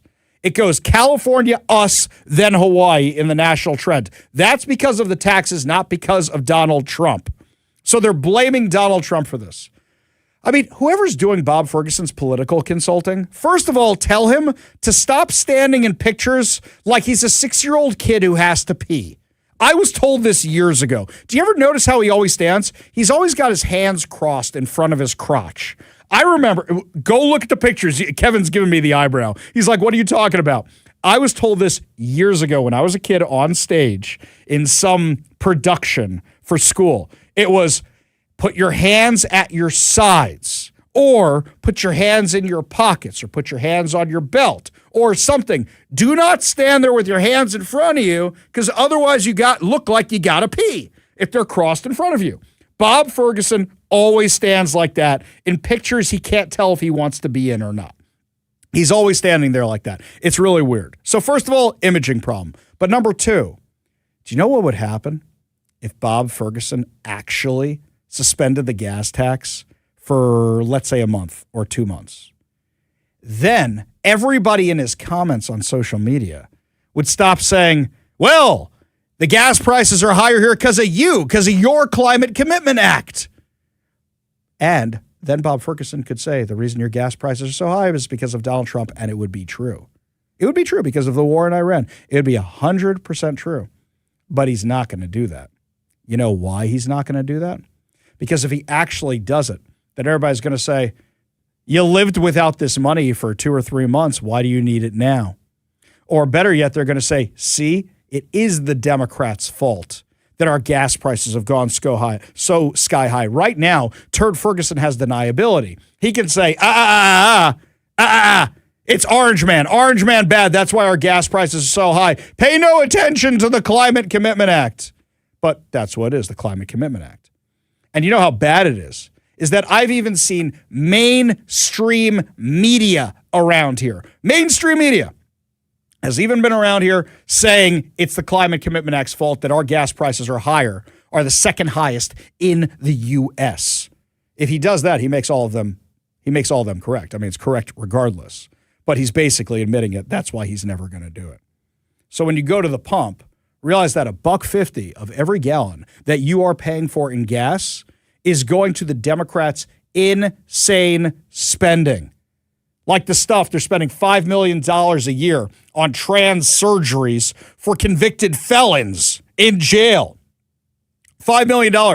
Oh, by the way, you know something else? They have to continue paying for that once they're released from prison. They have to continue paying those bills. That's the kind of stuff your money's going towards, which is absolutely insane. So with numbers that bad for Bob Ferguson, is he vulnerable? You bet.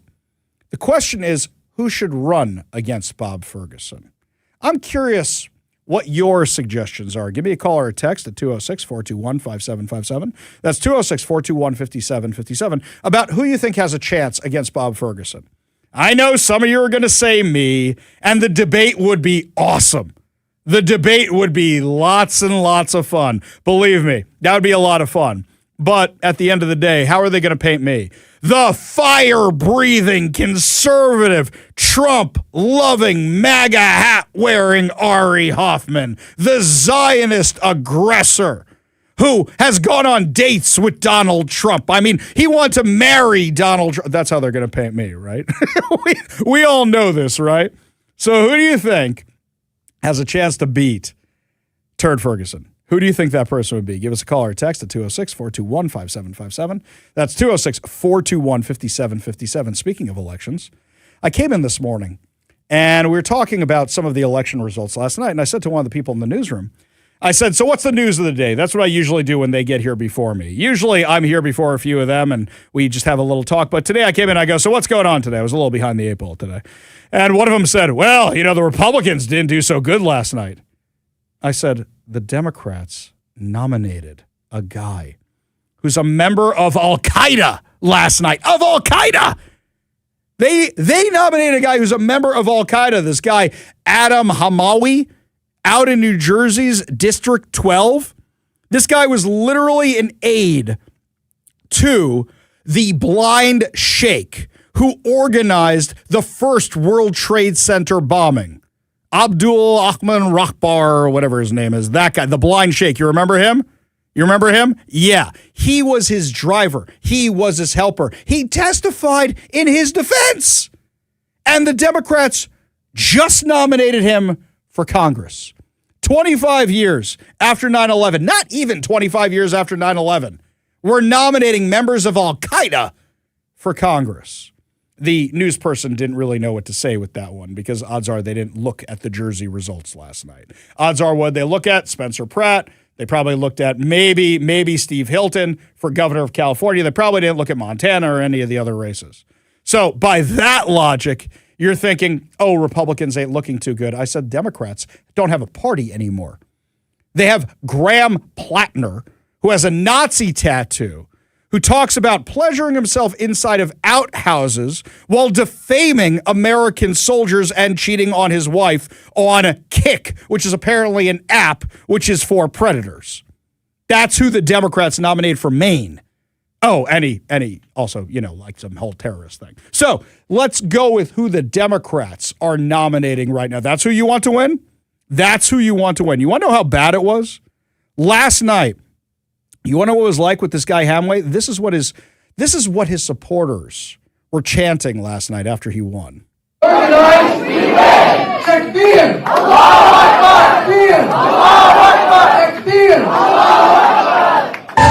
Okay. This guy his followers are chanting Allahu Akbar. Now, there's a common mistranslation. Does it mean God is great? Yes. But the commentaries on that really mean it's not just God is great. God is better. Our God is better than your God. That's what that's all about, and that's what they're chanting. This guy supports every socialist thing you can imagine. In fact, intrepid reporter Jessica Russack Hoffman from the Jewish News Syndicate found a video clip today of him on Hassan Piker's show, where he's talking about, well, this is what I support, what I don't support, and he compares ICE to Nazis. It's like identifying when, ICE Watch, identifying when ICE agents are in their neighborhoods and even demonstrations such as this one?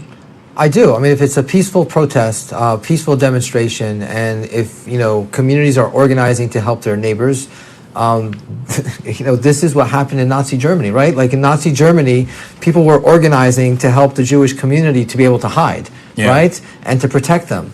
And unfortunately, we are doing it now in this country to help, our undocumented, brothers and sisters. And it's not just undocumented.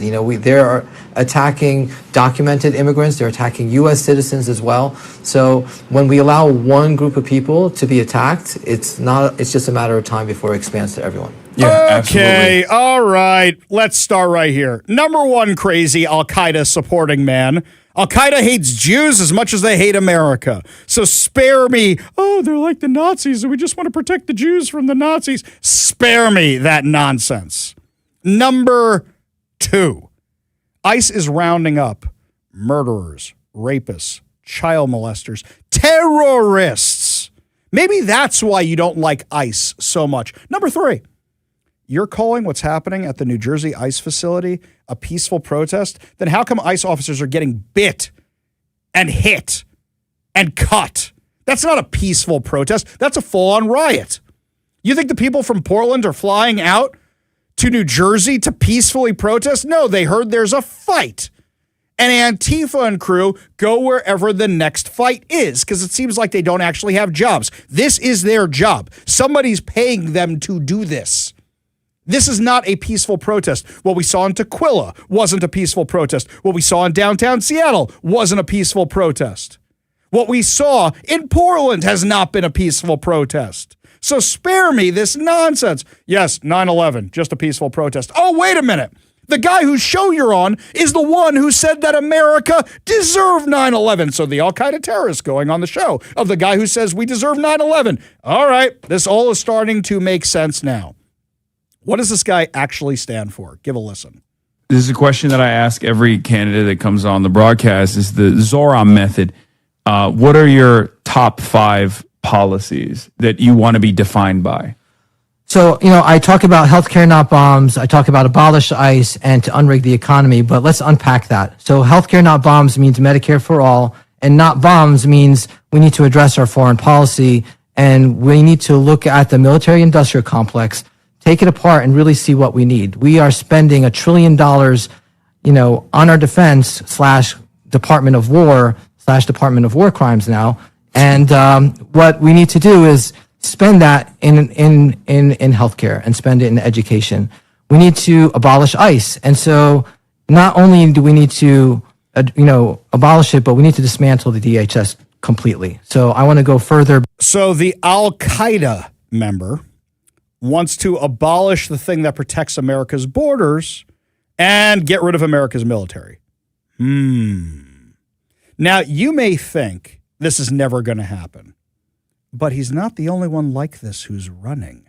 We have a bunch locally that are running like this, that are adjacent to Hamas or adjacent to other terrorist organizations that are linked to terrorist organizations. This is happening across the U.S. This is how they infiltrate. They wait for off-year elections, they look for vulnerable seats, and they challenge other Democrats. The New Jersey 12th is a blue district. A Democrat is going to get elected in the New Jersey 12th. But now they're challenging a more moderate Democrat because they think the more moderate Democrats are too warm and fuzzy for them. Just like what's happening here with Imran Siddiqui, who's the local chapter president of CARE, the Council for American Islamic Relations, which is an unindicted co-conspirator in the Holy Land Foundation trial, the largest terror financing trial in U.S. history, because they were funding Hamas. This is who is challenging a pretty lefty Democrat, Lauren Davis, in the Washington State Legislature. This is what they do.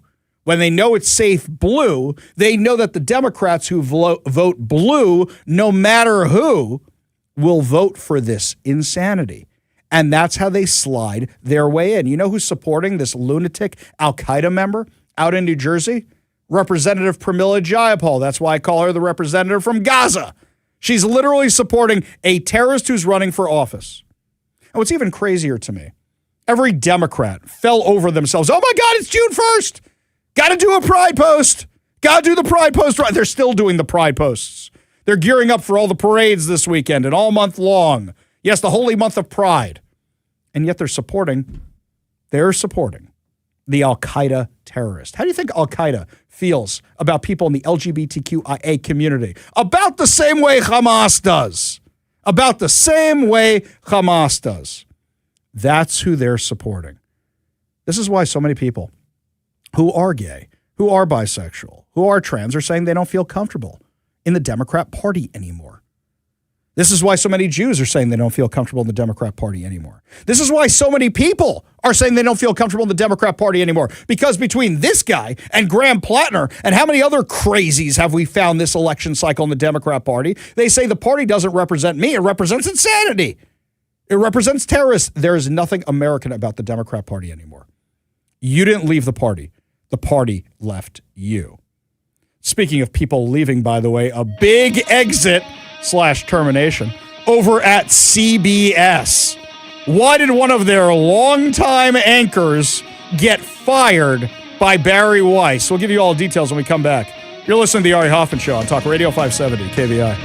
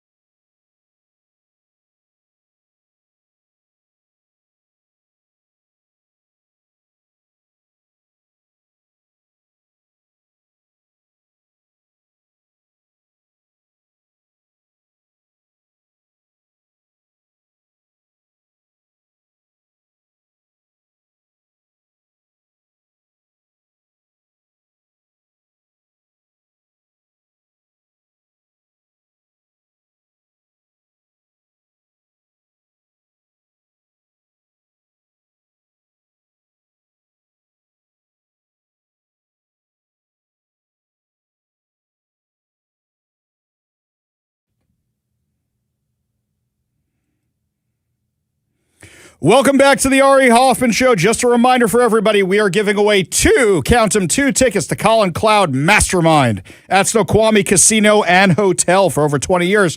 Colin Cloud has been entertaining and astounding audiences on the biggest TV shows and stages around the world. They've been calling him the real-life Sherlock Holmes. You can see Colin Cloud Mastermind at the Snoqualmie Casino and Hotel if you go to snowtickets.com. That's SNO tickets.com. Forget the W. And you can buy tickets right now, or you can win them by texting the word HAT, as in a magician has a hat, as in cowboy hat, as in pull a rabbit out of that hat. Text the word HAT, H-A-T, to 206-421-5757. That's 206-421-5757 for your chance to win. Odds are you probably saw part of this story. Odds are you saw that CBS News has terminated Scott Pelley's contract, and he's one of the longtime anchors over 20 years over at 60 Minutes. He's been with CBS for over 30 years. And odds are you saw some variation of, this is Barry Weiss's fault. That right-wing MAGA Republican Barry Weiss, who's now in charge of CBS News. Let's go through a few facts right now. Barry Weiss came to Seattle a few years ago to speak. I went to her speech. At the time, it was before she quit the New York Times. Her speech, I couldn't tell if I liked it or hated it. She would say a point that I thought, that's a really, really good point. And then she would say, and that's why Donald Trump's the devil. And I'm like, wait, what?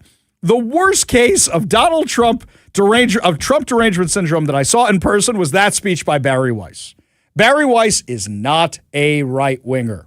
First of all, used to work for the New York Times. Second of all, she's a lesbian, okay? Now, I know there are people in MAGA who are gay, but this is a person who's pro-choice. There's a lot of things she does not agree with the traditional Republican base. She was an editor of the New York Times. Her new outlet, the Free Press, is really one of the most unbiased news sources I've ever seen, because what they do is they get opinions from the right, from the left, from the center, from everybody. So if something upsets you, just scroll down to the next article and you're going to see something you agree with.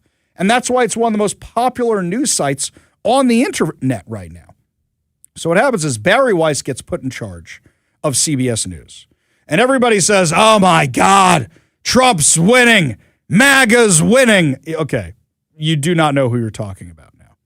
Now, apparently what happened was... I have to push back on that a little bit, because the first thing that was being done, was said about her, was like, she is not qualified to do this job. That's the first thing that came out when she was put in charge. So the way I always saw it, they really started going off about how she's just been put in there to do Liason's bidding in hopes of getting the deal with CBS and all this other stuff that came out. And whenever they said she's not qualified for the job, they never mentioned she was a former editor of the New York Times. Yes, they did. I never saw that. Yes, I always said she's not qualified because she's a MAGA supporting this. The point they were trying to make was she comes from newspaper / internet and was the editor of, I could be wrong, but op-ed. Okay. So let's go with that. That's the big thing that a lot of people Let's go with having. that. Let's go with that for a second. How does 60 Minutes define itself? Do you know what they call themselves? You're going to love this. They call themselves a news magazine. Yeah, that's true, because that's why they have the little page thing. Exactly. That's thumbing through a magazine. Yeah. So why isn't a former op-ed editor of the New York Times qualified to run a news magazine? Because the news magazine that so when 60 Minutes launched, it was the first successful coming out of print into the new fandangled television, right? Okay. So the idea of like, oh, this isn't going to work for TV, they found a way to make it work. But in the ensuing years, it's become its own thing. Okay. Right? It kind of blazed a trail and then became its own thing.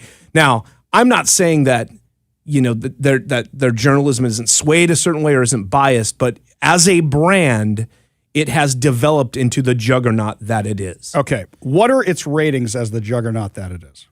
I think it does solidly, but like any of that product, especially on network television and as far as news goes, competing with cable news and stuff like that, I don't look at that all the time, or I don't know, but I'm sure it's like not as a big a juggernaut as it once was. So it averages 8 million viewers every Sunday night. I do know that its ratings were up 9% from last year to this year. Right, but it's still averaging 8 million viewers a night.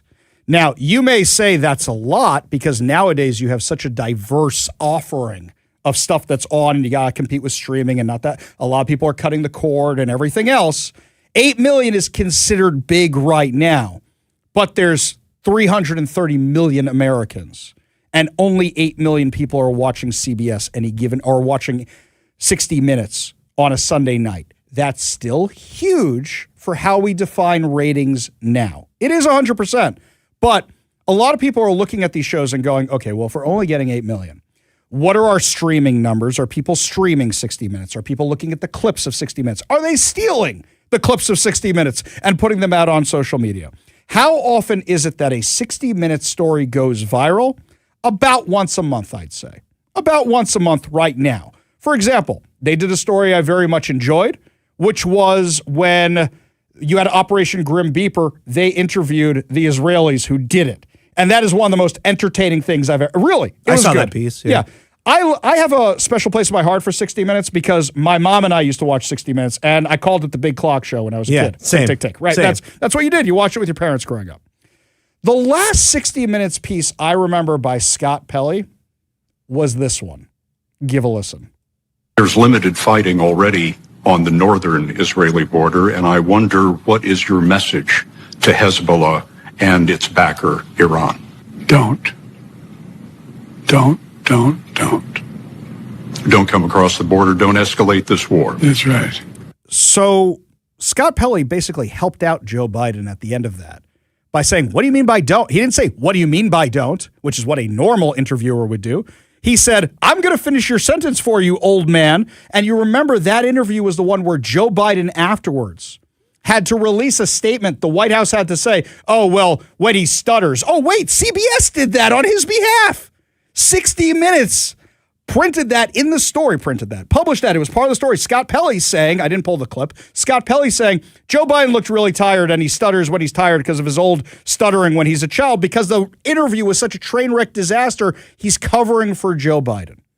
I know Leslie Stahl, and though I disagree with Leslie Stahl's politics and takes a lot, I actually have respect for her. I never really liked Scott Pelley's stories. I liked Anderson Cooper's stories. I like Leslie Stahl's stories. I like a few of the other ones over there. Scott Pelley, I know he's been there forever. That doesn't mean it's good. That's my take on Scott Pelley. And I would agree with you. And that's why what I mean when I say, like, as far as like the journalism and the bias and all that stuff, I'm like that, putting that aside. We're putting that aside. And putting that the actual brand of this, thing that has been a part of American news for so long. I don't understand why they're blowing this up because as people who work for a local heritage station that is KVI that has I'm telling you, as someone who gets to help with the decisions of this place, it is very difficult when people want to change what this has always been. And there are people that sometimes come in and want to do that, and you have to go, this is a brand that people wish they could build. And that's the same thing with 60 Minutes. Why would you go and actively tank it? Great. So thank you for teeing that up for me. Thank you. Nick Bilton, who's the new executive producer for 60 Minutes, sent this letter out when he fired Scott Pelley. Dear Mr. Pelley, I meant what I said in my letter last week to the 60 Minutes team. Joining 60 Minutes is the honor of my career, and I'm grateful to be working alongside people who have contributed. It should be for that guy. It should be. He's done nothing. Hang on. To the most important television journalism brand this country has ever produced. While I'm new to 60 Minutes, I devoted my career to investigative journalism and storytelling. I started this job excited to collaborate and to benefit from the wisdom and experience of the 60 Minutes veterans, with you among them. For that reason, one of the first things I did in my new role was call you to talk and invite you to dinner. It is a profound disappointment that you rejected that overture and chose ambush instead. Yesterday, you hijacked my first meeting with staff to disparage me, my qualifications, and my intentions with remarkable incivility and contempt. I welcome a diversity of viewpoints and respectful debate among the team, But this was nothing of the sort. Yesterday's performative display of hostility, enacted in front of the staff instead of a civil, private conversation, demonstrated that you have no interest in contributing to the future successes of the show or approaching my new tenure with a mind open to collaboration and progress. I am here to deliver first-in-class news programming, not to make headlines about newsroom drama. I am eager to work alongside those who share that goal. Despite yesterday's misconduct, I had hoped that in sitting down with you today, we could find a path forward together. You made clear that you are not interested in such a path. Your antipathy to the future of the show came through loud and clear, and I have heard you. I therefore write on behalf of CBS News, Inc. to inform you that you and your employment with CBS is terminated for cause effective immediately. Enclosed is your formal termination letter, signed Nick Bilton, executive producer of 60 Minutes. Now, before we get into the he said, she said about this, Scott Pelley went to the media and said, you bet this is what I did. I stood up and challenged him because I didn't like what he's doing. Now, Mr. KVI. But that stuff leaked before he even went to the media. I know, but he said he did it. Now, if I, in a staff meeting of the news people out there, walked in and yelled at the person in charge of news at one of our staff meetings, didn't go to the meetings they asked me to go to, didn't sit and meet with the people who are now my bosses, how long would I last at KVI? I don't, I've seen a lot of stuff similar to this in newsrooms, and we used to be in a building with a TV station, another heritage, longtime brand, ABC affiliate in the market. I've seen stuff get heated like that. I've seen worse than that, and people haven't lost their jobs. I mean, that happens in newsrooms all the time. I've seen people all the time argue over news. And furthermore, I would say someone coming in like me, I mean, I would get into it with John Carlson. I would get into it, not with Kirby. Hang on. But at no point did I feel like he deserved to be let go. I understand that. You and I argue politics. We're doing it right now over the show. We're arguing whether or not this guy deserved to be fired.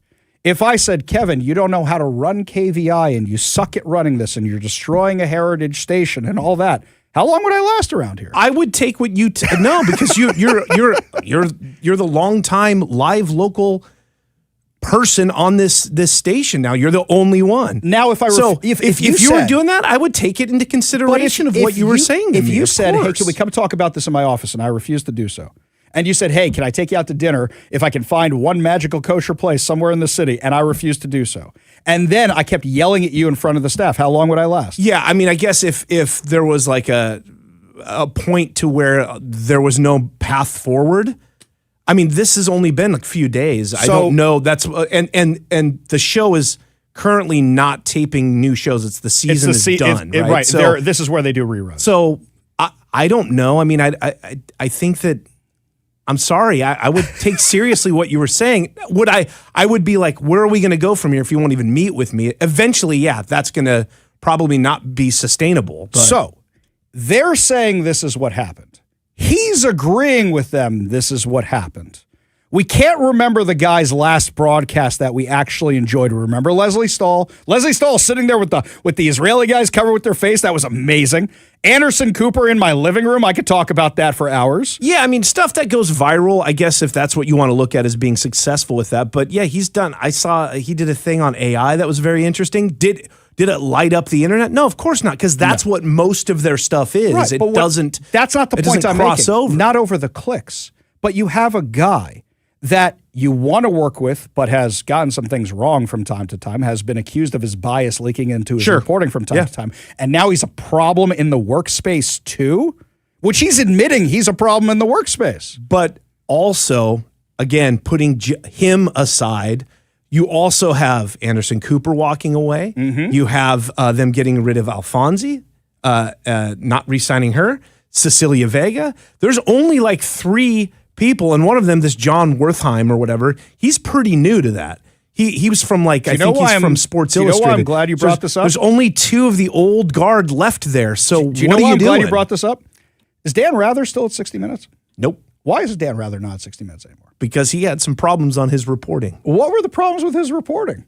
I can't remember exactly what it was, but he got facts wrong. Manufactured documents about George Bush. Yes, and that, of course, he was gone. But even then, they still the brand still continued on. That's what I'm saying is like, and the kind of decisions that are being made are still pretty unprecedented, other than, journalists come and go all the time. Who is the guy for NBC that got let go because he was lying about Matt Lauer? Yeah, about being dropped into a war zone. Oh, Remember yeah. That stuff happens all the time. The point I'm making here is that there is a way this is being portrayed, which is you're blowing up this legacy product. Yeah. And I understand that. But this legacy product, everybody's trying to figure out how to keep it going past what's happening with TV and radio and all this other stuff right now.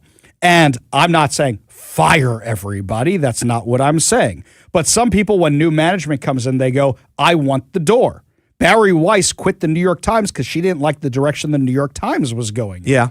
So, I'm just saying good luck when you tank a brand like that. Good luck recovering. We'll see what happens. Yeah. Because remember that everybody said when Fox News fired Anderson Cooper. Different deal. They said they're never going to recover from They this. didn't fire Anderson Cooper. It was Tucker Carlson. I'm sorry, Tucker Carlson. That's what what I'm sorry, you know what I meant. You know what I meant. Yeah, when they fired Tucker Carlson, they're never going to recover from this. Their ratings recovered just fine. We'll see. We'll see who's right about a year from now. Lots more to discuss when we come back. Kevin and I went to see a movie and actually agreed completely on this movie. We'll tell you all about the insanity we saw in theaters when we come back. You're listening to The Ari Hoffman Show on Talk Radio 570 KVI.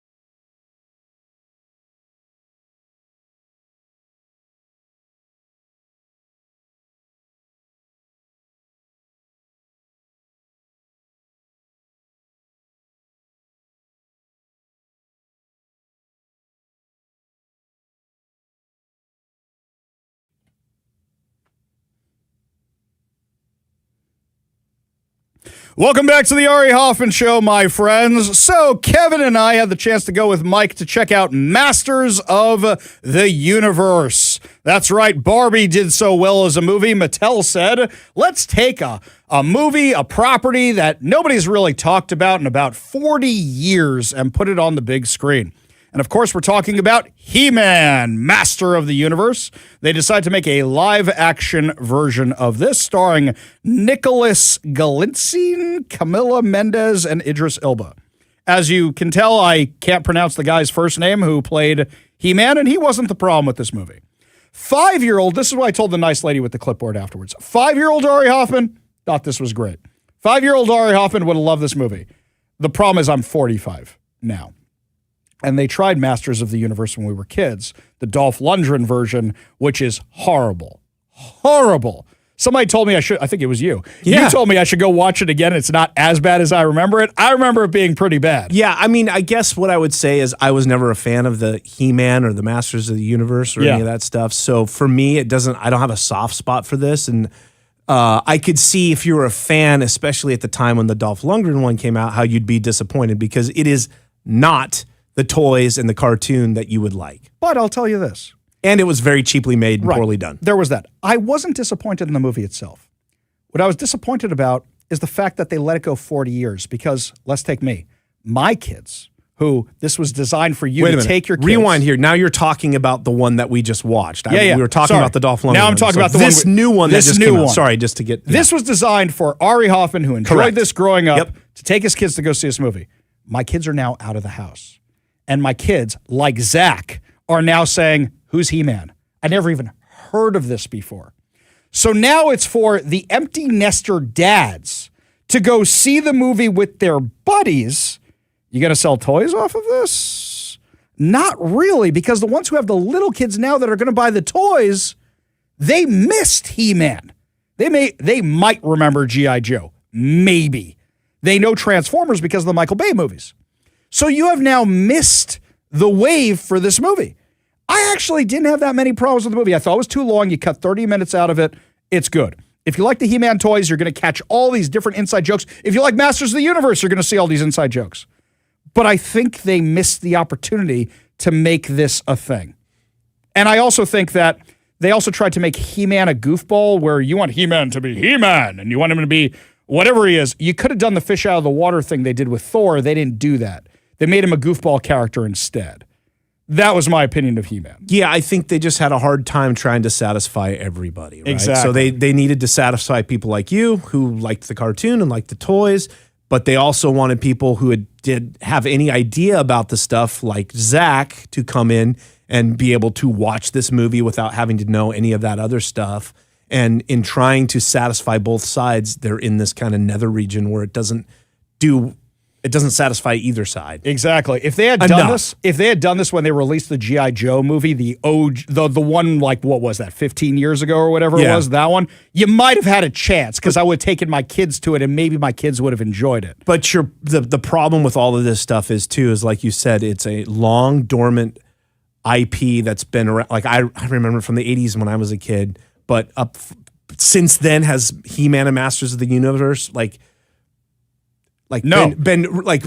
like you said, the Transformers movies were successful and they put it back in the spotlight, and so you have another generation. Same with Star Wars, same with brands like that. Right. But this is a brand that just didn't have that resurgence, and I just don't think you can rehab it at this point. Exactly. If they had done this around the time Transformers was coming out, you might have had a shot. They may have said Transformers is better, but unfortunately, that's where this falls flat. Only good news to wrap up the show. Your good news headlines put a smile on your face heading into your evening commute. You're listening to the Ari Hoffman Show on Talk Radio 570 KVI.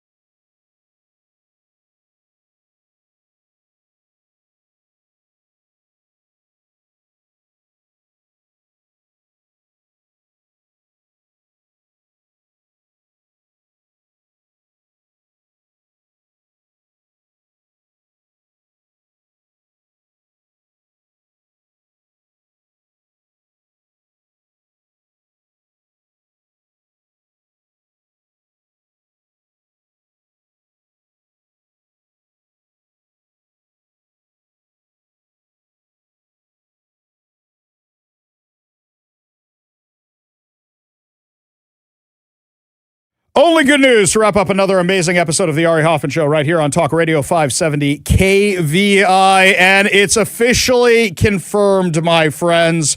Russell Wilson is officially retiring. We kind of knew this was going to be happening when we got that report from CBS Sports earlier this week that Russell Wilson was going to be their new anchor guy. It's like, well, if you're not retiring, you're still going to be the anchor guy. According to ESPN, 10-time Pro Bowl quarterback Russell Wilson confirmed Wednesday in a video posted to social media that he's retiring from the NFL to take a job with CBS Sports. Wilson's announcement came 2 days after news broke that he was finalizing a deal to become an analyst on CBS Sunday NFL pregame show. He said, quote, "As I enter this next chapter with CBS Sports and the NFL today, I'm so blessed to continue doing what I love most, being around the greatest game in the world." Wilson played 14 seasons after being taken by Seattle in the third round of the 2012 NFL draft out of North Carolina State.